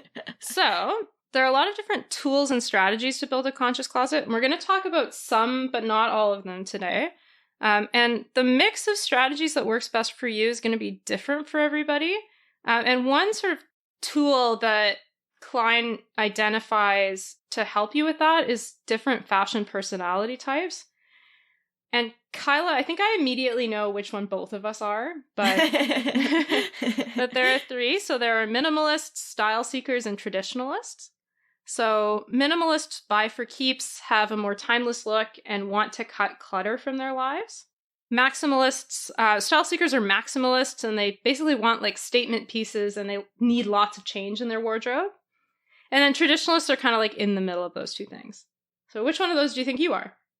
I would think that necessity has made me a minimalist for the last 6-7 years. And I would like to keep being a minimalist, but now that I own some nicer clothes from my old job, I do kind of like having statement pieces. Like, it's something that I didn't have when I was younger, and I'm appreciating as an older version of myself. What about you? Interesting. Yeah, I feel like, so almost the opposite. Like, I don't think I was ever a style seeker. I think anyone that knows me, that's not true. But I do think I've gone for more like trendy pieces, like really bright shirts and things like that in the past. And now I'm trying to move towards a more minimalist wardrobe. So I'm like aspirationally minimalist, whereas now you're sort of like, hey, I want to throw in some style seeker elements. Yeah, I like that we're crisscrossing here. Yeah, and like the point in this book is like you can be any of those three, and you can also be like mixes of both in different parts of your life. And that's okay. There is a way to build a conscious closet anyway with those, but it just means that like everyone has slightly different ways of approaching it. Yeah, well, and it depends on your needs. Like, if I'm working at a job where I have to wear black jeans, then I'm going to just get black jeans, and that's pretty easy. Yes. But also, one of my other jobs that I do is sometimes I do background for movies and TV shows. And with that, you have to come with your own kit. So I do have to have some statement pieces, because when I show up to a part as an extra in a movie or a show, I need to bring clothing that is neutral because I'm supposed to be in the background, but also is stylish. Yeah, see, and the grad student life is like riding in a room alone, so I need sweaters. Active wear. Yeah, there's actually, we talked about our challenge in the last episode where we went through our closets and saw how many pieces we had and decided what was going to stay and what was going to go. And I had about 8 pieces that I haven't worn very often, but they're so perfect for work as a background like person in movies and shows that I'm going to keep them even though their exclusive use is to be brought to set. Yeah, and I mean, it was a similar thing with, I have like a number of suit jackets that I don't wear very often. I just haven't recently had occasion to. But I'm like not going to get rid of those because they're still useful in some contexts. It's just that when you are finishing your PhD, you do not need to dress up very often. You need to stay in a room by yourself and write. So yeah, all of just to say that like everyone's wardrobe's going to be different, and this isn't about like Mary Kondoing your wardrobe, but it is just like thinking more consciously about what genuinely do you wear, what don't you wear, and what genuinely do you need in a wardrobe. So there are basically 6 components to a conscious closet. So the first set is like for keeps clothing. So that's stuff you own right now, you love, and you want to keep wearing. Don't shame yourself if you think that you bought a thing unethically that you like. Just keep it. If you love it, keeping it and wearing it more is only going to make the footprint of that clothing better over time. Then there is clothes that are new to you, but not new. So you can swap, borrow, make, Thrift, yeah. You can get hand-me-downs. You can go to the resale market. You can go to vintage shops. A lot of different ways to get clothes that are not new, but are new to you. Then there are clothing rentals. We'll talk a little bit more about that as well. She also says that you'll need a certain amount of like high-quality, timeless pieces. So in some cases, that means spending more on individual items, but she actually does a really good job of showing that this typically will cost you less over time. And also, by like applying the right strategies, you can actually spend very little on them, especially if you're willing to go to like resale markets and things like that. You can get really good quality items really cheap. And then the big, better brands. So these are big brands that are on the right path compared to their peers. So you will probably need to buy some of that. And then conscious superstars. So buying to support really ethical, really sustainable brands that are pioneering. That can be good too. So we talked last episode about how we started with that clean closet inventory and clean out. Klein has some suggestions for how to go about that, which Kyla and I looked at, but listeners won't know yet, so we'll share that a little bit. It's a good way to really examine what you own, how often you wear it, if at all, what it's made of, etc. And you can learn a lot about your style from that. So one thing to emphasize is that you should not throw anything at all in the garbage from this. Some things you may want to have leave your wardrobe, but you need to have a resale or reuse plan for that. So you're not throwing things out. And here are some other tips. So the first one is you should only get rid of things in season. So if there are a bunch of summer dresses that you're looking at getting rid of in the middle of winter, first of all, you're not necessarily going to make good decisions about what you actually wear. So you might end up getting rid of something that you actually want and use a lot. But secondly, it's going to be easier for you to responsibly get rid of that item if you are getting rid of it when it's in season, because a lot of like resale and donations, people are buying or getting it when it's in season. Another thing, if you love it, keep it, even if you now really hate the company that made it. Don't shame yourself for getting that item. Keep it and use it as long as you can. And just know that building a conscious closet takes time, and part of disengaging from fast fashion is knowing that this is a slow process. The next one is ignore money. So if there are expensive items in your closet that you don't use or wear, it's okay to get rid of that. Don't think about it so much. Put sentimental items into storage, and pay attention to what you wear most and why they make you happy. So is it the fabric? Is it the cut? Is it the color? What is it that makes you love that item as much as you do? And then when you buy stuff in the future, you can think about that a little bit more, right? Exactly, yeah. Do you have like a favorite color or something, Kyla? I wear a lot of like burgundy and deep blue. It just looks good on my skin tone. Nice. What about you? I'm a huge fan of teal. Nice. Yeah. So eventually you'll want to get to your what she calls magic wardrobe number. So that's basically how many clothes you need, and that's going to be different for everybody. So Klein basically says that minimalists can be happy with 50 pieces or fewer. So that's a little closer to the number that Kyla had. How many did you have again? I forget.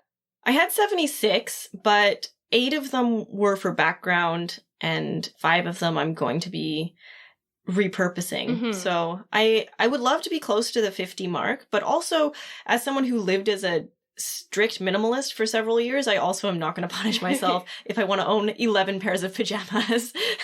No, you absolutely shouldn't. Yeah. And yeah, she says like, so minimalists, they might go as low as 50, but style seekers might need 250 items or more, and that's okay. That's totally fine.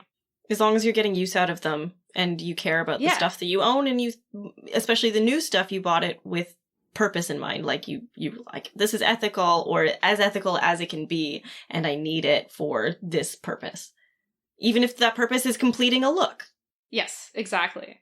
And so one way to sort of get a sense of what your magic wardrobe number is to, one is to use a fashion fast. So that's where you take a length of time, you can define how long that is, and just you commit not to buying anything new during that period. It'll give you a real sense of like how often you're shopping and things like that.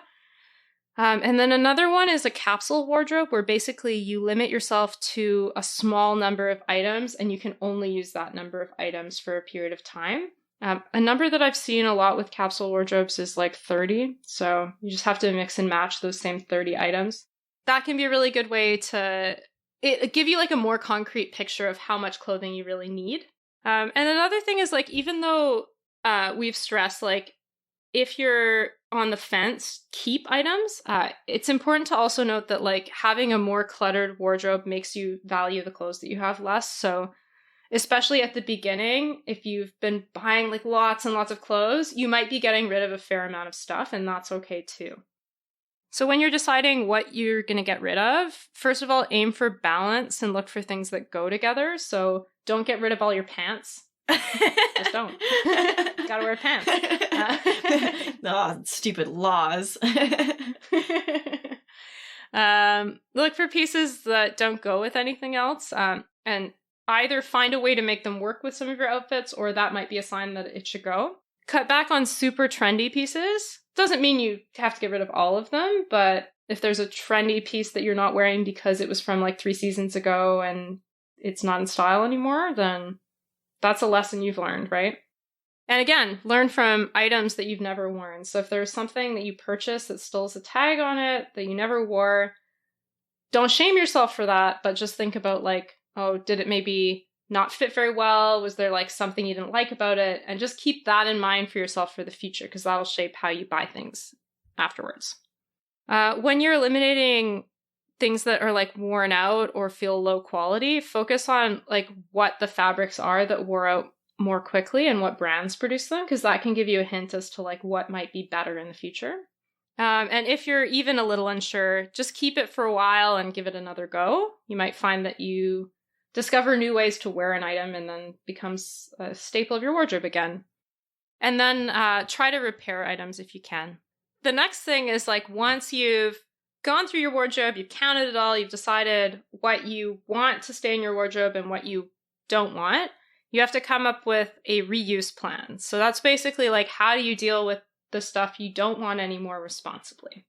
And there are basically like 4 different ways that you can responsibly get rid of clothes, but you have to really think about the item and which is the best fit for which options. So the first option is donating or giving away. So the best sort of short line for that is do it when clothes are in a clean and wearable condition. Next one is sell or swap. Do this only for your highest value on trend and in-season pieces, and only when they are in pristine condition. Otherwise, they're unlikely to be taken and unlikely to be sold. Repair, do this when you can, and either keep it for yourself or put it in one of the first 2 categories. When items are worn out and they can't be repaired, recycle. That's sort of your like last case scenario. So should we talk about donations a little bit? Yeah, I would say that's what I do with like 90% of my clothing when I get rid of it. I try to bring it to a thrift shop. I used to live in London and they're all about like thrift shops there. Yes. They're all, you like study this specifically, so I'm sure we can do an episode on this. But in London, the model is that the thrift shops are owned by charities. So you get like this moral feel good because you're like, oh, I'm donating to a charity. And whenever I donate, I try to buy something from the shop as well. Because I feel like if I'm always giving stuff to the shops and never buying, then that contributes to more of the problem. But I don't know, most of my clothes are secondhand, so I'm into that. What about you? I donate as well, but I don't think I've been doing it as consciously as I maybe should. Like, looking into this topic has really opened my eyes to the problems with clothing donations. So I think I'm going to try to do it less now.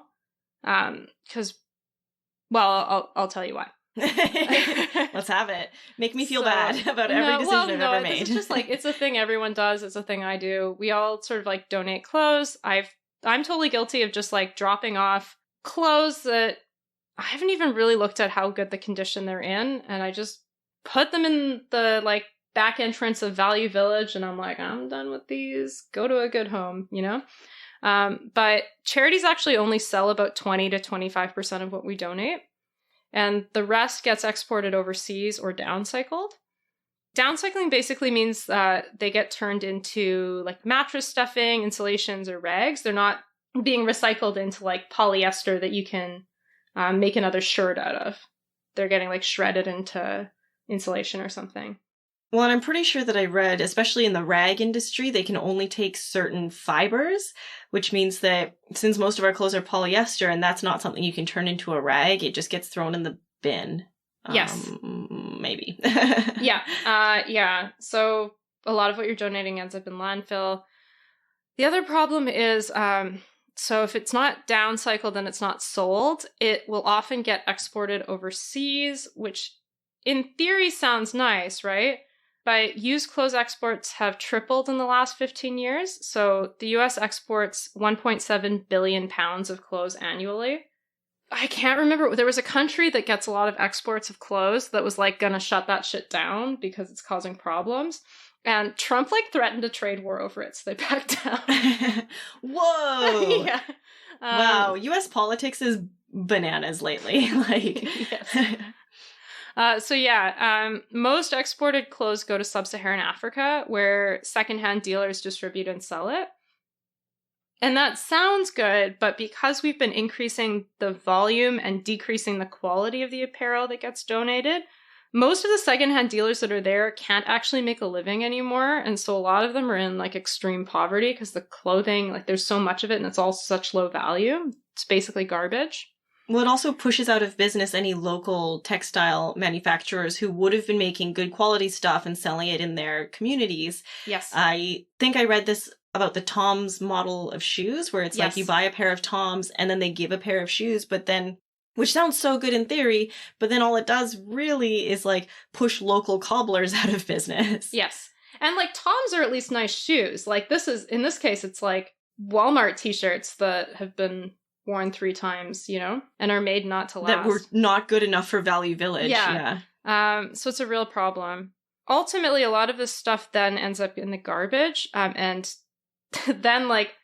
then statistically, sub-Saharan African countries, because they're taking most of it, are going to end up having to then just deal with wealthy Western countries' clothing garbage. There's an NGO that found that 40% of all used clothing imported to Ghana is immediately landfilled rather than worn or resold. So it really is just like, I mean, there's been a lot of talk lately about aspirational recycling, where people will just like throw like stuff that shouldn't be in the recycling bin because they don't want it to be garbage. And I think the same thing's happening with donated clothes, you know? But then all that happens is that you're increasing the carbon footprint because now we're flying stuff to landfill instead of just sending it to local landfill. Yeah, and also I think if donated clothes, like if that was a problem that we had to confront in Canada or in the United States or in the UK or in Australia, we would probably consider more fully our fast fashion problem, you know? that would be something that'd be in the news more often, but it's like sort of out of sight and out of mind because it just gets exported to Africa, you know? Okay, so thrifting isn't the best way to get rid of your clothes. No, I mean, go thrifting you, but like donating, you need to make sure you're doing it effectively. So the first thing to think about is to really investigate and make sure you're giving it to a reputable charity. If you're using a clothing donation bin, look for a bin that's clearly marked with the organization's name, and then go to their website and look at their acceptance policies. And then another option is just to donate directly to those in need, so homeless shelters, crisis centers, and churches. If you have winter clothing or professional attire, those are often two really good things to donate because they're always in demand. Another thing is, like, anytime you're donating, you've got to follow used clothing etiquette. And that means always, always, always, always cleaning your clothes first. It's the best way to keep them from ending up as trash. Remove your personal belongings from pockets. Tie shoelaces together because oftentimes shoes will get separated. And if they get separated, they still have some value, but it's a lot less than if they're a pair. Interesting. That's not something I ever thought about, but I will now. Me neither. Yeah. Mend and repair whenever possible. Even if you're planning to donate still, if you can mend and repair it, that'll really increase the likelihood that it gets used again. And never leave your donations outside unattended because they can get rained on and then it will be landfilled. Let's talk about recycling now. So most clothes are recycled through downcycling. So the clothes that you recycle are turned into lower quality products like rags or insulation. That doesn't ultimately solve the waste problem because these things will still eventually end up in a landfill, but it does increase the length of that product's lifespan, and that's a good thing. So recycling is still better than landfilling. There are companies that are working on recapturing fabrics so that they can be used again in exactly the same way as virgin fabrics or like first-use fabrics. And that's really neat, and hopefully in the future it will be both possible and affordable, but right now it's where it exists, it's fairly niche. So for now, how do you recycle your clothes responsibly? So the first tip, if you are donating your clothes to major charities or thrift shops, a lot of it's likely to already be recycled, so you can look at their policies to check to make sure. But a lot of times, anything that's not being resold, some of it will be exported and some of it will be recycled. There's also in-store garment recycling options. I'll talk about those a little more when we go into one of the items I wanted to get rid of. Then some brands will also recycle or repair their own clothing. So they basically take responsibility for the end of life of their product, which is something more sustainable brands are starting to do. And ultimately, like, that's something I think all brands should do. I think H&M does that, doesn't it? Where you can bring your... Oh. No. H&M will do clothing recycling. Patagonia is one that they'll recycle or repair their own clothing, but not other brands. Whereas, like, let's talk about this now, actually, because it is where I ended up going with recycling. Okay. But just one more option. Some cities will have textile recycling, so you can look into that if your city has it. So I had a well-used hoodie and a stained workout shirt that I wanted to get rid of, and neither of those will do well in donations or, like, resale. So I decided I should try to recycle it.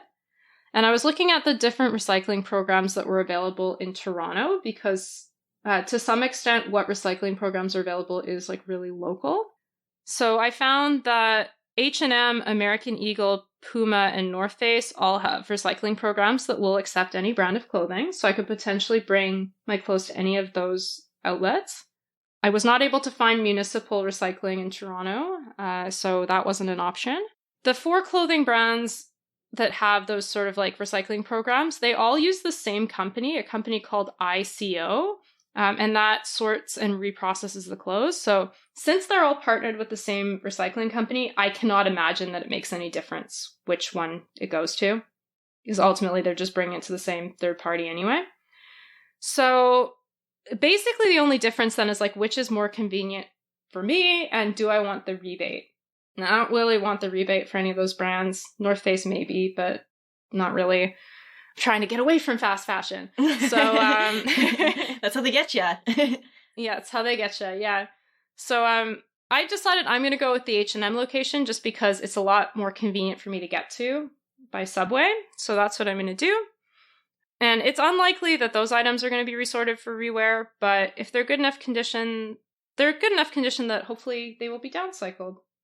So if recycling and donating is not the appropriate thing, what else is there? There's also selling and swapping.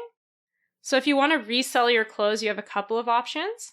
One is you can use an online service that basically takes on the entire process of selling the clothes to you, selling clothes for you. So ThreadUp is one that's available in Canada. Another big company that I don't think is available in Canada is called The Real Real. They take responsibility for the process of selling your clothes. As a result of that, they take a bigger cut, so you'll make less money off of that, but it is like lower maintenance. You can also sell clothes yourself online through websites like Poshmark, and those you can get a slightly higher cut, but you're also going to be more responsible for the actual selling of it and getting it to someone. Not that I ever want to shout out Facebook, but Facebook Marketplace, I think a lot of people use as well for stuff like that. Yeah. And then you can also sell in person through consignment stores. Just be aware, though, that like with all of these, you're probably only putting like your best clothing into it because people mostly want to wear like branded items that are in season and that are trendy, you know? In good condition, and probably not for the price that you paid for it. So lower your expectations for what you think your stuff is worth. Exactly, yeah. And consignment stores in particular can be very picky because they know what sells and what doesn't. So don't be surprised if they turn you down. They get a lot of clothes. The types of clothing that do well in the resale market, so on trend in recent purchases, if you bought something, wore it once and realized you hated it, that's probably like a good candidate. Luxury and designer brands, and in-season items. Bypass resale if your clothes are damaged, if they're basics, or if they're kids' clothes, menswear, or workwear. Those are probably not going to sell. You can also, if you're not into like actually using a resale tool, you can organize a clothing swap with friends or a community group. That can often be a good way to do things. I had a one pair of clothes that I thought might be a good candidate for resale. It was a pair of dress pants that I'd only worn like once or twice maybe, and that just they just don't fit anymore. So first I thought, well, okay, can I get them tailored? But apparently it's very hard to actually take in dress pants, which I didn't realize. And so that didn't really turn out to be an option. So I thought, you know, either renting them out or reselling them might be a good option as well. But unfortunately, it's a basic, so it won't do very well in the resale market. I did look at Poshmark and ThreadUp, but it didn't seem to really like, that wasn't the kind of clothes they were selling. It was a lot more like embellishment pieces. Another option is to like trade on like Facebook Marketplace or Buns or something like that. But ultimately, I decided it would probably just be better to donate, but we want to do this responsibly. So I looked into a couple of options. So I live near a value village, which is, I think I've mentioned earlier in this episode, in the past I've just donated clothing there. But when I actually looked into it, I was like pretty unimpressed with it actually. They seem to accept pretty much everything, and there's very little information on what they do with the clothing that doesn't sell, so that set up some red flags for me. Although if listeners know more about what Value Village does with their clothing, we'd love to hear it. My building has a Diabetes Canada bin, which is it's sort of like the most common clothing bin you'll find in Canada. They seem to be like the big clothing acceptors. And their website says that their clothes they get their clothes collected by a social enterprise called National Diabetes Trust. And I was like, oh, maybe this is a really good option. But then I found out that all they do is deliver their clothing to Value Village. So I was like not super impressed. The option I ended up going with was a charity called Dress for Success Toronto. And it's a charity that provides support and professional attire and tools to help women achieve economic independence. Oh, that's nice. Yeah, they have a really good charity rating, and they like seemed like a perfectly good organization. So I think I'm just gonna drop off my dress pants there, and hopefully they'll be great for somebody that's going to a job interview. Nice. That's all right. That's a good choice. Yeah. So resale didn't really work out there, but I don't know. Maybe it could work for something else. Have you ever tried like a clothing rental before? No, I haven't. I don't know anything about it. I know that like guys will rent tuxedos for like weddings, but that's literally all I know about like clothing rental. That was all I knew before prepping for this podcast too, but it's amazing. Like, so yeah, I think for a long time it was basically like men's tux rentals, and then there started to be some like women's dress rentals that were happening too. But now there's like a whole bunch of clothing rental companies that are out there. Basically, they operate on one of two sort of models. The first one is companies where you can do one-time rentals of specific items, and the length can vary. And then the other one is actually like monthly subscription plans, which this book recommends is a really good thing if you're a style seeker. If you're someone that always needs statement pieces, doing a monthly rental subscription means you can constantly circulate through your wardrobe without actually buying anything new. So I thought that was a really neat idea. Ultimately for me though, they're like, the prices can really differ, but it seems to be about $100 a month is like the low end. So that would be for somebody who maybe, like you said, a style seeker. Yeah, someone that spends more on clothes. Well, yeah, I don't think you and I have ever really been super into fashion. Yeah. But that's not to shame people who are. This is a really Yes. cool service for them. So that's something that other people might look into, but I don't know that we're the target demographic. No. And generally, the book suggests that, and this makes a lot of sense, like, if you're a minimalist, it's better to just invest money in a few really high quality pieces rather than going through the rental option. Because, like, I don't know, you're not going to need all those trendy items. But, like, if you're somebody that gets bored easily or, like, really needs statement pieces, that can be a really good option. And if you're worried about, like, sanitation, don't, because rental companies always clean and repair their clothes. So you don't have to worry there. There is, like, the small concern of shipping and packaging, but this is minimal in comparison to the environmental impact of making clothes. So it's not necessarily zero waste, and depending on the rental company, there might be plastic packaging. But usually it's local, so it's usually ground shipping. So it can still be a really good environmental option, even if it's not zero waste. Well, we haven't talked about the most ethical fast fashion choice, which is just to go naked all the time. Just always be naked. Which is really the most ethical thing you can do. Maybe you can do that in Vancouver where it's above zero all the time. Actually, I have another pickup line for you, and this one is related to fashion. Are you ready? I am so ready. Kristen, do you have a mirror in your pants? Because I can see myself in them. That's like a slightly weirder version of the like party in my pants song. I like it though. So I've got one more. There was an item that I didn't want to get rid of, but I don't really wear. It's like a pink blazer that I got secondhand that I really like, but I haven't worn it in like a year because I just have not had the occasion to. So I thought, hey, maybe I could rent that, you know? I'm not ready to get rid of it because my heart loves it too much, but maybe I can rent it out. So I looked into, there's a Toronto-based rental subscription company called Dressed, and I think you can give them items, but it's basically one of those subscription-based services. So you can choose to either rent one item a month for $50 or 3 items a month for $99. And so they had some nice pieces. I would consider that, but I didn't see a way to rent it myself, so I bypassed that. And then I found another one called Reheart, which is also available in Toronto.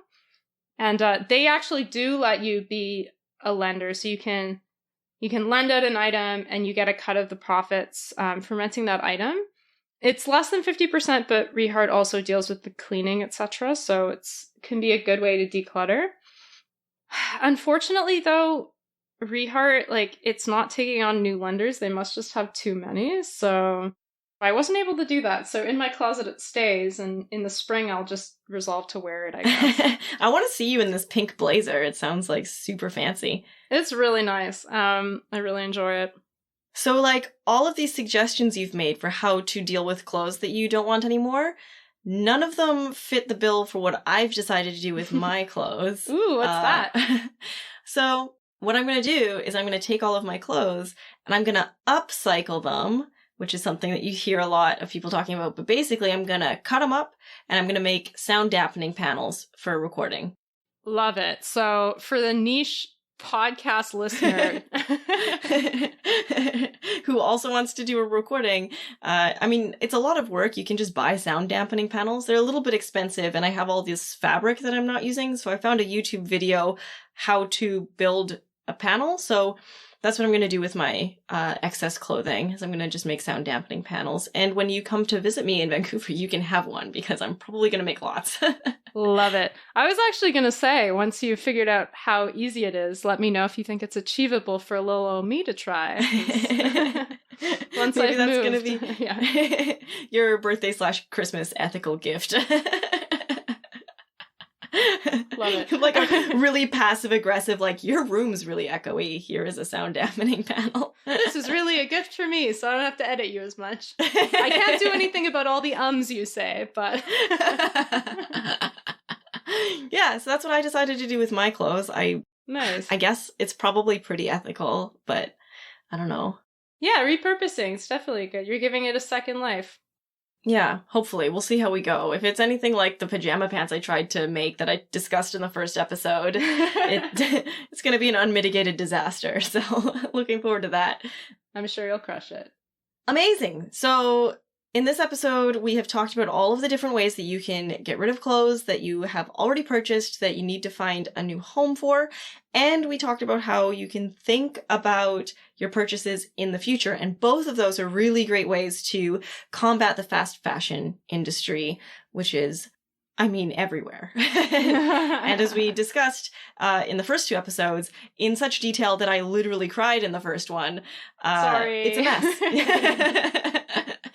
And it's just really, yeah, I feel like you and I have already been pretty conscious consumers in this regard, and we still didn't know how bad we were being. So I can only assume that the average consumer could stand to think more about this stuff, which I guess is our call to action this week, is like, do this closet count and see where you stand. I think it's a really useful activity. It took me, with my 76 items, 2 hours, but I was filling in a spreadsheet the whole time, so. Yeah, I think maybe what we'll do when we release this episode is there's like a short template for a closet inventory that is not my insane Excel spreadsheet. And, we'll maybe share that so people have an easy tool. So you can find that on the website, pullback.org.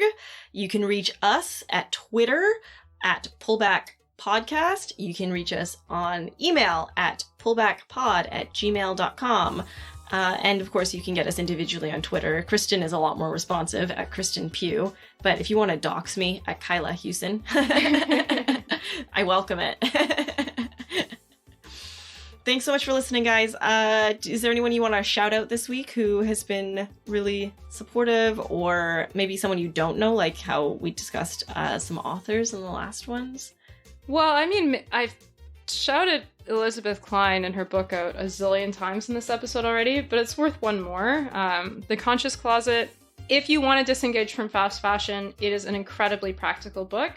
We've given you some of the tips from the book here, but honestly, this was maybe like a short snippet from about 50 pages of it. There's so many more tips that you can get. So check it out. Amazing. That's a great shout out. I appreciate that. Even the 8 pages that you sent me were just super well written and non-judgmental and very practical. So I agree with that one. And I'm going to say thanks everyone for listening, and we look forward to seeing you next time. Woo! Okay, Kristen, what's a computer's favorite snack? Bits and Bytes?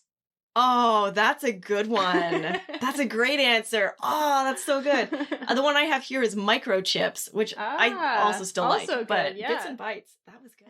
Yeah. Okay, Kristen, why do you never see elephants hiding in trees? Oh, it's something about trunks. I'm sure of this. Oh, that would be so much better. No, the answer is because they're so good at it. So you don't see them hiding because they're hiding, and they're so good at hiding, you can't see them. Yeah, fair enough. Okay, maybe that one's not, that one needs work. I'll workshop that one. Something with trunks is better. We'll come back to that one. Oh, this one's really on theme for us. Why do bees have sticky hair? I don't know. Why do bees have sticky hair? Because they use a honeycomb. I like that one. I like that one too.